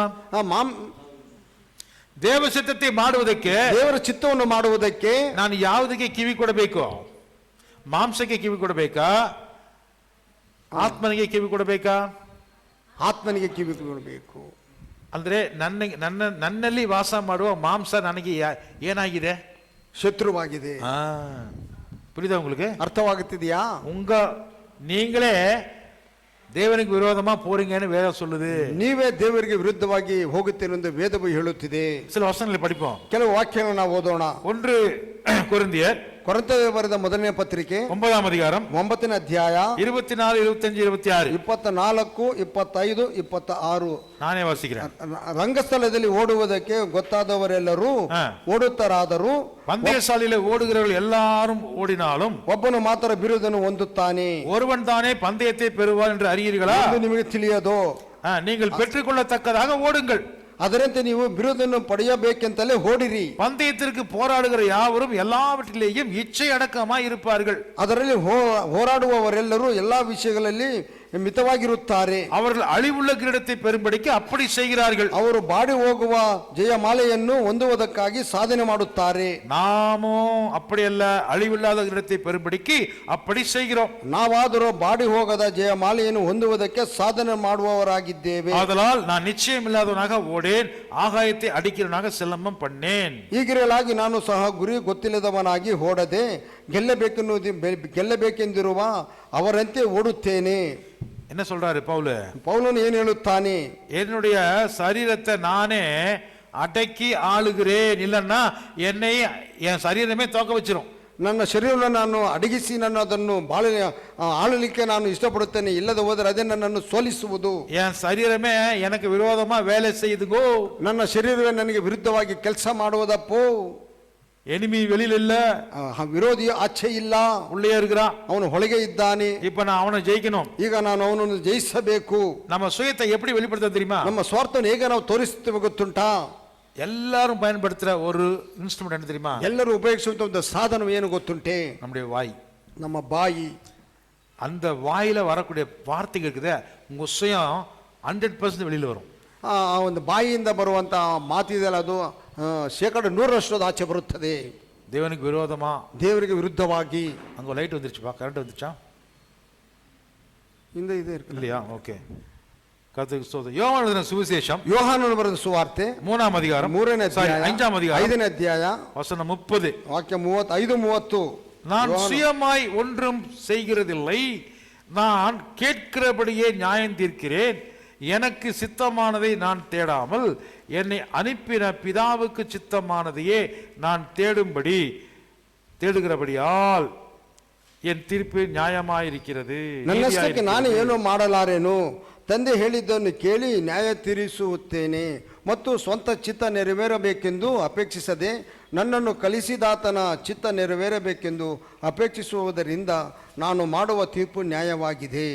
நான் என் சுயமா எதுவுமே செய்யல. ನಾನು ನನ್ನ ಸ್ವಂತವಾಗಿ ನಾನು ಯಾವುದನ್ನು ಮಾಡಲಿಲ್ಲ. யோவான் சுவிசேஷம் ಯೋಹಾನನು ಸುವಾರ್ತೆ 7ஆம் அதிகாரம் 7ನೇ ಅಧ್ಯಾಯ 17-18. 17-18. அவருடைய சித்தத்தின்படி செய்ய மனதுள்ளவன் எவனோ அவன் இந்த உபதேசம் தேவனால் உண்டாயிருக்கிறதோ நான் சுயமாய் பேசுகிறேனோ என்று அறிந்து கொள்ளுவான். சுயமாய் பேசுகிறவன் தன் சுய மகிமையை தேடுகிறான், தன்னை அனுப்பினவரின் மகிமையை தேடுகிறவனின் உண்மையுள்ளவனாயிருக்கிறான், அவனிடத்தில் அநீதி இல்லை. ಆತನು ಚಿತ್ತದ ನಡೆಯುವುದಕ್ಕೆ ಯಾರಿಗೆ ಮನಸ್ಸಿದೆಯೋ ಅವರಿಗೆ ಈ ಬೋಧನೆಯು ದೇವರಿಂದ ಬಂದದ್ದೋ ನಾನೇ ಕಲ್ಪಿಸಿ ಹೇಳಿದ್ದೋ ಗೊತ್ತಾಗುವುದು. ಕಲ್ಪಿಸಿ ಹೇಳುವವನು ತನಗೆ ಮಾನ ಬರಬೇಕೆಂದು ಅಪೇಕ್ಷಿಸುತ್ತಾನೆ. ತನಗೆ ಮಾನ ಬರಬೇಕೆಂದು ಅಪೇಕ್ಷಿಸುತ್ತಾನೆ. ತನ್ನನ್ನು ಕಲಿಸಿದವನಿಗೆ ಯಾವ ಮಾನ ಬರಬೇಕೆಂದು ಅಪೇಕ್ಷಿಸುವವನು ಸತ್ಯವಂತನು. சுயமாய் பேசுறவன் ಸ್ವಾರ್ಥಮಯವಾಗಿ ಮಾತನಾಡುವವನು தனக்கு மகிமை வருவதற்காக பேசிக்கொள்கிறான். ತನಗೆ ಮಹಿಮೆ ಬರುವುದಕ್ಕಾಗಿಯೇ ಮಾತನಾಡುತ್ತಾನೆ. சுயமா ஏதாவது செய்யறவன் ಸ್ವಂತವಾಗಿ ಯಾವುದನ್ನು ಮಾಡುವವನು தனக்கு மகிமை வரணுங்கிறதுக்காக அவன் தேடுகிறான். ತನ್ನ ಮಹಿಮೆ ಬರುವುದಕ್ಕಾಗಿ ಅವನು ಹುಡುಕುತ್ತಾನೆ. ஆனா இயேசு எப்படி ஜெயிச்சார் பாருங்க. ಅದು ಯೇಸು ಹೇಗೆ ಜಯಿಸಿದನ್ನು ನೋಡಿರಿ.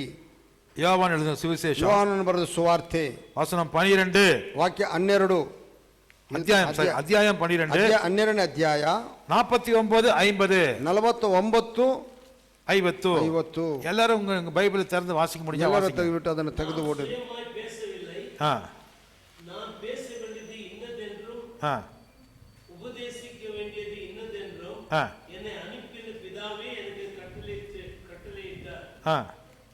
அவருடைய கட்டளை நித்திய ஜீவனாய் இருக்கிறது என்று அறிவேன். ஆகையால் நான் பேசுகிறவைகளை பிதா எனக்கு சொல்லியபடியே பேசுகிறேன் என்றார். ஆமென். ಯಾಕೆಂದರೆ ನನ್ನ ಇಷ್ಟಕ್ಕೆ ನಾನೇ ಮಾತನಾಡುವವನಲ್ಲ, எதுவுமே பேசல. ನನ್ನನ್ನು ಕಲಿಸಿಕೊಟ್ಟ ತಂದೆಯೇ எனக்கு கற்றுக் கொடுத்த பிதாவே ಇಂತಿದ್ದನ್ನು ಹೇಳಬೇಕು, இன்னத்தை நீங்க பேசணும், ಹೀಗೆ ಮಾತಾಡಬೇಕು, இதைத்தான் நீ ಉಪದೇಶಿக்கணும் எனக்கு சொல்லி கொடுத்தார் ಎಂಬುದಾಗಿ ನನಗೆ ಆಜ್ಞೆ ಕೊಟ್ಟಿದ್ದಾನೆ. அருமையா சொல்றாரு பாருங்க. என்ன பேசணும், ಏನನ್ನು ಮಾತನಾಡಬೇಕು, எதை நான் உபதேசிக்கணும், ಏನನ್ನು ನಾನು ಉಪದೇಶ ಮಾಡಬೇಕು. கர்த்தருக்கு ஸ்தோத்திரம். ದೇವರ ನಾಮಕ್ಕೆ ಸ್ತೋತ್ರವು. நானும் சகோதரர் பாஸ்டர் செல்லையாவும் என்னுடைய வீட்டில இருந்து இது வரைக்கும் நாங்க ஒரே காரில் தான் வந்தோம். ನಾನು ಮತ್ತು ಪಾಸ್ಟರ್ ಚೆಲ್ಲಯ್ಯ ಪಾಸ್ಟರ್ ಅವರು ನಮ್ಮ ಮನೆಯಿಂದ ನಾವು ಒಂದೇ ಕಾರಲ್ಲಿ ಈಗ ಬಂದೆವು. இப்போ ನಾನು ಉಪದೇಶ பண்ணி கொண்டிருக்கிறேன். ನಾನು ಇವಾಗ ಉಪದೇಶ ಮಾಡುತ್ತಿದ್ದೇನೆ. உபதேசத்தை ஆரம்பிப்பதற்கு முன்பதாக ಉಪದೇಶವನ್ನು ಪ್ರಾರಂಭ ಮಾಡುವುದಕ್ಕೆ ಮುಂಚಿತವಾಗಿ என்ன பண்ணிட்டு இருந்தோம், ಏನು ಮಾಡುತ್ತಿದ್ದೆವು?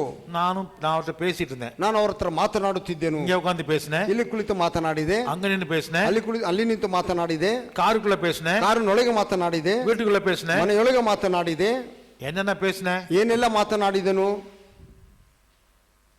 கர்த்தருக்கு தான் வெளிச்சம். ದೇವರಿಗೆ ಅದು ಗೊತ್ತುಂಟು. பாஸ்டர் எத்தனை ஞாபகம் வச்சுக்காருன்னு தெரியாது. ಪಾಸ್ಟರ್ ಎಷ್ಟು ಜ್ಞಾಪಕ ಇಟ್ಟುಕೊಂಡಿದ್ದಾರೆ ನನಗೆ ತಿಳಿಯದು, எனக்கும் தெரியல. ನನಗೂ ಗೊತ್ತಿಲ್ಲ. எவ்வளவோ பேசணும், ಎಷ್ಟೋ ಮಾತನಾಡಿದೋ கணக்கில்ல, ಲೆಕ್ಕವಿಲ್ಲ. ஆனா இயேசு சொல்றாரு, ಆದರೆ ಯೇಸು ಹೇಳುತ್ತಾನೆ, நான் சுயமாய் எதையும் பேசவில்லை. ನಾನು ಸ್ವಂತವಾಗಿ ಯಾವುದನ್ನು ನಾನು ಮಾತನಾಡಲಿಲ್ಲ. பிதா எனக்கு எதை பேச வேண்டும் என்று ಕಟ್ಟಳೆಯಿಟ್ಟಾರೋ அதை மட்டும்தான் நான் பேசினேன். ತಂದೆಯು ಯಾವುದನ್ನು ನನಗೆ ಹೇಳಿ ಕಟ್ಟಳೆಯಿಟ್ಟು ಹೇಳಿದ್ದಾನೋ ಅದನ್ನೇ ನಾನು ಮಾತನಾಡಿದ್ದೇನೆ. எதை பேசணும்னு சொன்னாரோ அதை மட்டும் தான் பேசினேன். ಯಾವುದನ್ನು ಮಾತನಾಡಲಿಕ್ಕೆ ಹೇಳಿದನೋ ಅದನ್ನೇ ನಾನು ಮಾತನಾಡಿದೆನು. அப்புறம் ಅನಂತರ நம்ம ಅನೇಕ விஷயத்தை நான் பேசலாம், ஆனா உபதேசிக்கும் போது எப்படி உபதேசிக்கணும், எதை உபதேசிக்கணும், ಅನೇಕ ವಿಷಯಗಳನ್ನು ಮಾತನಾಡಬಹುದು. ಉಪದೇಶ ಮಾಡುವಾಗ ಏನನ್ನು ಉಪದೇಶ ಮಾಡಬೇಕು, ಹೇಗೆ ಉಪದೇಶ ಮಾಡಬೇಕು, ಅದನ್ನು ಕೂಡ பிதா எனக்கு கட்டளையிட்டபடியே அந்த சப்ஜெக்டை மட்டும்தான் நான் பேசினேன். ತಂದೆ ನನಗೆ ಆಜ್ಞೆ ಕೊಟ್ಟ ಪ್ರಕಾರವಾಗಿ ಆ ಒಂದು ಭಾಗವನ್ನು ನಾನು ಉಪದೇಶ ಮಾಡಿದೆನು. சுயத்தை ஜெயிப்பது என்றால் என்ன? ಸ್ವಾರ್ಥವನ್ನು ಜಯಿಸುವುದೆಂದರೆ ಏನು? உங்க சுயத்தை சாவடிக்கிறது தவிர வேற ஒண்ணும் கிடையாது. ನಿಮ್ಮ ಸ್ವಾರ್ಥವನ್ನು ಸಾಯಿಸುವುದೇ ಮತ್ತೊಂದು ಬೇರೆ ಯಾವುದೂ ಇಲ್ಲ. சில நேரத்துல நம்ம பேச்ச கூட, ಕೆಲವು ಸಮಯ ನಮ್ಮ ಮಾತು ಕೂಡ நமக்கு விரோதமா குழி தோண்டுது, தெரிஞ்சுக்கங்க. ನಮ್ಮ ವಿರೋಧವಾಗಿ ಅದು ಗುಂಡಿಯನ್ನು ತೋಡುವಂತದ್ದಾಗಿದೆ, ತಿಳಿದುಕೊಳ್ಳಿ. வார்த்தையிலேயே பிசாசு பிடிப்பான், உங்களை பிடிப்பான். ನಿಮ್ಮ ಮಾತಿನಿಂದಲೇ ಸೈತಾನ ನಿಮ್ಮನ್ನು ಹಿಡಿದುಕೊಳ್ಳುವನು. பிதாவுக்கு முன்பாக நீங்க சொன்ன வார்த்தைகளையே கொண்டு போய் பாரு, நீ ரட்சிப்பு கொடுத்த, அன்பு காட்டின அந்த லட்சணத்தை பாரு, இந்த பொண்ணு இந்த ஆளு இப்படி பண்றான்னு சொல்லி நம்ம மேல குறை சொல்லுவான். ತಂದೆಯ ಬಳಿಗೆ ಹೋಗಿ ಅದು ನೋಡು, ನೀನು ಹೇಳಿದಂತ ವ್ಯಕ್ತಿಯು ನೀನು ಹೇಳಿದ ಪ್ರಕಾರವಾಗಿಯೇ. ಇಲ್ಲ, ನೀವು ಪ್ರೀತಿ ತೋರಿಸಿದೆಯಲ್ಲ ಆ ವ್ಯಕ್ತಿಯನ್ನು ನೋಡು, ಯಾವ ರೀತಿಯಲ್ಲಿ ಅವ್ರು ಮಾತಾಡ್ತಾನೆ ನೋಡು, ಆ ಹುಡುಗಿ ನೋಡು ಏನ್ ಮಾತಾಡ್ತಾನೆ ನೋಡು, ನೀ ರಕ್ಷಣೆ ಮಾಡಿದೆಯಲ್ಲ ಆ ಲಕ್ಷಣ ನೋಡು. நம்ம பேசின வார்த்தையே நமக்கு விரோதமாக பிசாசு எடுத்துக்கொண்டு வருவான். ನಾವು ಮಾತನಾಡಿದಂತ ಮಾತೇ ನಮಗೆ ವಿರುದ್ಧವಾಗಿ ಸೈತಾನನು ಅವನು ತೆಗೆದುಕೊಂಡು ಬರುತ್ತಾನೆ. தேவன் சொல்லாததை நம்ம சொல்ல போனால் மாட்டிக்குவோம். ದೇವರು ಹೇಳದಿರುವುದನ್ನು ನಾವು ಹೇಳಿದರೆ ನಾವು ಸಿಕ್ಕಿಕೊಳ್ಳುತ್ತೇವೆ. நான் ಇಷ್ಟத்துக்கு எதனாலும் பேசலாம் பேசினா மாட்டிக்குவோம். ನನ್ನ ಇಷ್ಟಾನುಸಾರವಾಗಿ ನಾನು ಮಾತನಾಡಿದರೆ ನಾವು ಸಿಕ್ಕಿಕೊಳ್ಳುತ್ತೇವೆ. ಏಕೆ? என் சுயம், ನನ್ನ ಸ್ವಾರ್ಥವು தேவ சித்தம் இல்ல, ದೇವರ ಚಿತ್ತವಲ್ಲ. எத்தனை பேர் ஒத்துக்கிறீங்க? ಎಷ್ಟು ಜನ ಒಪ್ಪಿಕೊಳ್ಳುತ್ತೀರಾ? ஹல்லேலூயா. இல்ல பாஸ்டர், நான் என் மனசுக்கு வந்ததான் செய்வேன்னு சொன்னீங்க, போறது நிச்சயமா நரகம் தான். ಇಲ್ಲ ಪಾಸ್ಟರ್, ನನ್ನ ಮನಸ್ಸಿಗೆ ಬಂದಂತ ನಾನು ಮಾಡುತ್ತೇನೆ ಎಂದು ಹೇಳಿದರೆ ನಾವು ನಿಶ್ಚಯವಾಗಿ ನರಕಕ್ಕೆ ಹೋಗುತ್ತೇವೆ. உங்க சித்தத்தின்படி போனீங்கன்னா லோத்தின் மனைவியை பாத்துங்க. ನೀವು ಚಿತ್ತಾನುಸಾರವಾಗಿ ನೀವು ಹೋದರೆ ಲೋತಿನ ಹೆಂಡತಿ ನೀವು ಜ್ಞಾಪಕ ಮಾಡಿಕೊಳ್ಳಿರಿ. நான் பேசுறது, ನಾನು ಮಾತನಾಡುವುದು என் சுயமா பேசுறேனா, ನನ್ನ ಸ್ವಂತವಾಗಿ ಮಾತನಾಡುತ್ತೇನಾ, அல்லது கர்த்தரால ஏவப்பட்டு பேசுகிறேனா, ಇಲ್ಲ ಯೆಹೋವನಿಂದ ಪ್ರೇರಣೆ ಪಟ್ಟು ನಾನು ಮಾತನಾಡುತ್ತಿದ್ದೇನಾ? ಯೇಸು ಸಾಕ್ಷಿ சொல்றாரு. ಯೇಸು ಸಾಕ್ಷಿ ಹೇಳುತ್ತಾನೆ, நான் சுயமா எதையும் செய்யல, ನಾನು ಸ್ವಂತವಾಗಿ ಏನನ್ನು ನಾನು ಮಾಡಲಿಲ್ಲ, நான் சுயமாக எதையும் நான் யார் கூடயும் பேசல, ನನ್ನ ಸ್ವಂತವಾಗಿ ಯಾರೊಟ್ಟಿಗೆ ನಾನು ಏನು ಮಾತನಾಡಲಿಲ್ಲ, நான் சுயமாக எதையும் யாருக்கும் போதனையும் செய்யல. ನಾನು ಸ್ವಂತವಾಗಿ ಯಾರಿಗೂ ನಾನು ಬೋಧನೆಯನ್ನು ಮಾಡಲೂ ಇಲ್ಲ. சுயம், ಸ್ವಾರ್ಥವು, என் சுயமே எனக்கு விரோதமாக வேலை செய்கிறது. ನನ್ನ ಸ್ವಾರ್ಥವೇ ನನಗೆ ವಿರುದ್ಧವಾಗಿ ಕೆಲಸವನ್ನು ಮಾಡುವಂತದ್ದಾಗಿದೆ. 2 வசனத்தை சொல்லிட்டு நான் முடிக்கிறேன். 2 ವಾಕ್ಯವನ್ನು ಹೇಳಿ ನಾವು ಮುಗಿಸೋಣ. 1 ಕೊರಿಂಥಿಯர் ಕೊರಿಂಥದವರಿಗೆ ಬರೆದ ಮೊದಲನೇ ಪತ್ರಿಕೆ 15ஆம் அதிகாரம் 15ನೇ ಅಧ್ಯಾಯ 31வது வசனம். 15:31 1 ಕೊರಿಂಥಿ. நான் அனுதினமும் சாகிறேன், அதை நம்முடைய கர்த்தராகிய இயேசு கிறிஸ்துவினால் உங்களை குறித்து நான் பாராட்டுகிற மேன்மையை கொண்டு சத்தியமாய் சொல்லுகிறேன். 1 ಕೊರಿಂಥ 15:31 ತೆಗೆದವರು ಓದಿ. ಸಹೋದರರೇ, ನಮ್ಮ ಕರ್ತನಾದ ಕ್ರಿಸ್ತು ಯೇಸುವಿನಲ್ಲಿ ನಿಮ್ಮನ್ನು ಕುರಿತು ನನಗಿರುವ ಎಚ್ಚಲದ ಮೇಲೆ ಆಣೆಯಿಟ್ಟು ನಾನು ದಿನಾಲು ಸಾಯುತ್ತಿದ್ದೇನೆ ಎಂದು ಹೇಳುತ್ತೇನೆ. ಅನುಭವ ನಮಗೆ ಬೇಕು. ಈ ಅನುಭವ ನಮಗೆ ಬೇಕು. ಎವ್ರಿ ಡೇ, ಪ್ರತಿದಿನ ಐ ಕಿಲ್ ಮೈ ಸೆಲ್ಫ್, ನನ್ನ ಸ್ವಾರ್ಥವನ್ನು ನಾನು ಸಾಯಿಸಬೇಕು. ನಾನು ಪ್ರತಿದಿನ ಸಾಯಬೇಕು. ಎತ್ತನೆ பேர் சொல்லுவீங்க? ಎಷ್ಟು ಜನ ಹೇಳುತ್ತೀರಾ? நான் டெய்லி டை அடிக்கிறேன், ನಾನು ಪ್ರತಿದಿನ ಸಾಯುತ್ತೇನೆ. ஆஹா, அருமையான பாஷாந்திரா. நான் டெய்லி டை அடிக்கிறேன்னு சொல்றேன். ನಾನು ಡೈಲಿ ಸಾಯುತ್ತೇನೆ. ஐ அல்லேலூயா. கருப்பை எடுத்து போட்டுக்கிறேங்கிறது இல்ல, ಬಣ್ಣ ಹಾಕಿಕೊಳ್ಳುವುದಲ್ಲ.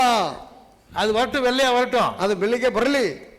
ஏன் அப்படி போட நான்ங்கிறது செத்து போயிருமா? சாகட்டும். ಹಾಗಂದ ಅದ ಆಡದೆ ಹೋದರೆ ನಾನು ಎನ್ನುವುದು ಸಾಯುತ್ತದಾ? ಸಾಯಲಿ.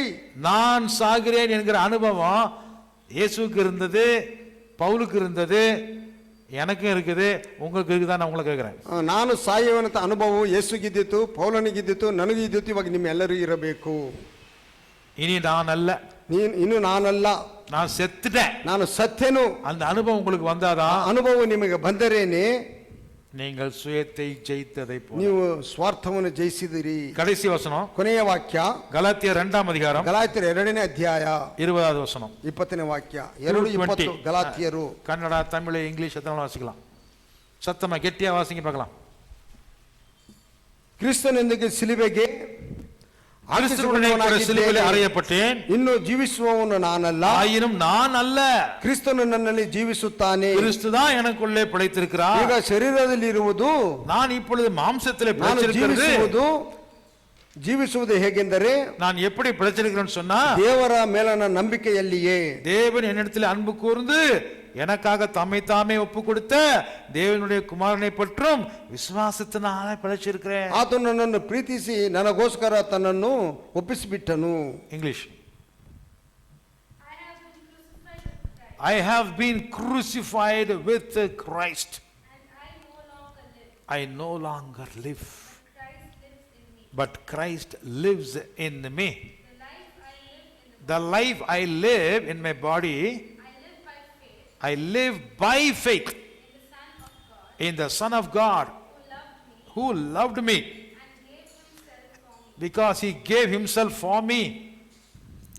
Hallelujah. ಹಲ್ಲೆಲೂಯಾ. கண்களை மூடி ஜெபம் செய்வோம். ನಾವು ಕಣ್ಣುಗಳನ್ನು ಮುಚ್ಚಿ ಪ್ರಾರ್ಥನೆ ಮಾಡೋಣ. பிசாசு உங்களுக்கு சத்ரு, ಪಿಸಾಸು ನಿಮಗೆ ಶತ್ರುವು, உலகம் உங்களுக்கு சத்ரு. ಈ ಲೋಕವು ನಿಮಗೆ ಶತ್ರುವು. அது மட்டுமல்ல, ಅದು ಮಾತ್ರವಲ್ಲ, நீங்களே உங்களுக்கு சத்ருவா இருப்பீங்க. ನಿಮಗೆ ನೀವೇ ಶತ್ರುಗಳಾಗಿದ್ದೀರಿ. உங்களை நீங்களே உங்க சுயத்தை, உங்க மகிமையை காப்பாத்தின்னு நினைச்சீங்க, தேவனுக்கு விரோதமா போயிருவீங்க. ನಿಮಗೆ ನೀವೇ ನಿಮ್ಮ ಮಹಿಮೆಯನ್ನು ನೀವೇ ಕಾಪಾಡಿಕೊಳ್ಳಲಿಕ್ಕೆ ನೀವು ಪ್ರಯತ್ನ ಮಾಡಿದರೆ ನಿಮಗೆ ನೀವೇ சத்ரு, ನಿಮಗೆ ನೀವೇ ಶತ್ರುಗಳು. தேவ சித்தத்தை விட உங்க சித்தம் தான் பெருசுன்னு நினைக்க ஆரம்பிச்சிருவீங்க. ದೇವರ ಚಿತ್ತಕ್ಕಿಂತಲೂ ನಿಮ್ಮ ಚಿತ್ತವೇ ದೊಡ್ಡದೆಂದು ನೀವು ಅಂದುಕೊಳ್ಳಲಿಕ್ಕೆ ಪ್ರಾರಂಭಿಸುತ್ತೀರಿ. உங்க சித்தம் வேணுமா, அல்லது பரலோகம் வேணுமா? ನಿಮ್ಮ ಚಿತ್ತವು ನಿಮಗೆ ಬೇಕೇ ಇಲ್ಲವೋ ಪರಲೋಕ ನಿಮಗೆ ಬೇಕೇ? எல்லாரும் எழுதி நிற்போம். ನಾವೆಲ್ಲರೂ ಎದ್ದು ನಿಂತುಕೊಳ್ಳೋಣ. கர்த்தர் உங்களை ஆசீர்வதிப்பார்.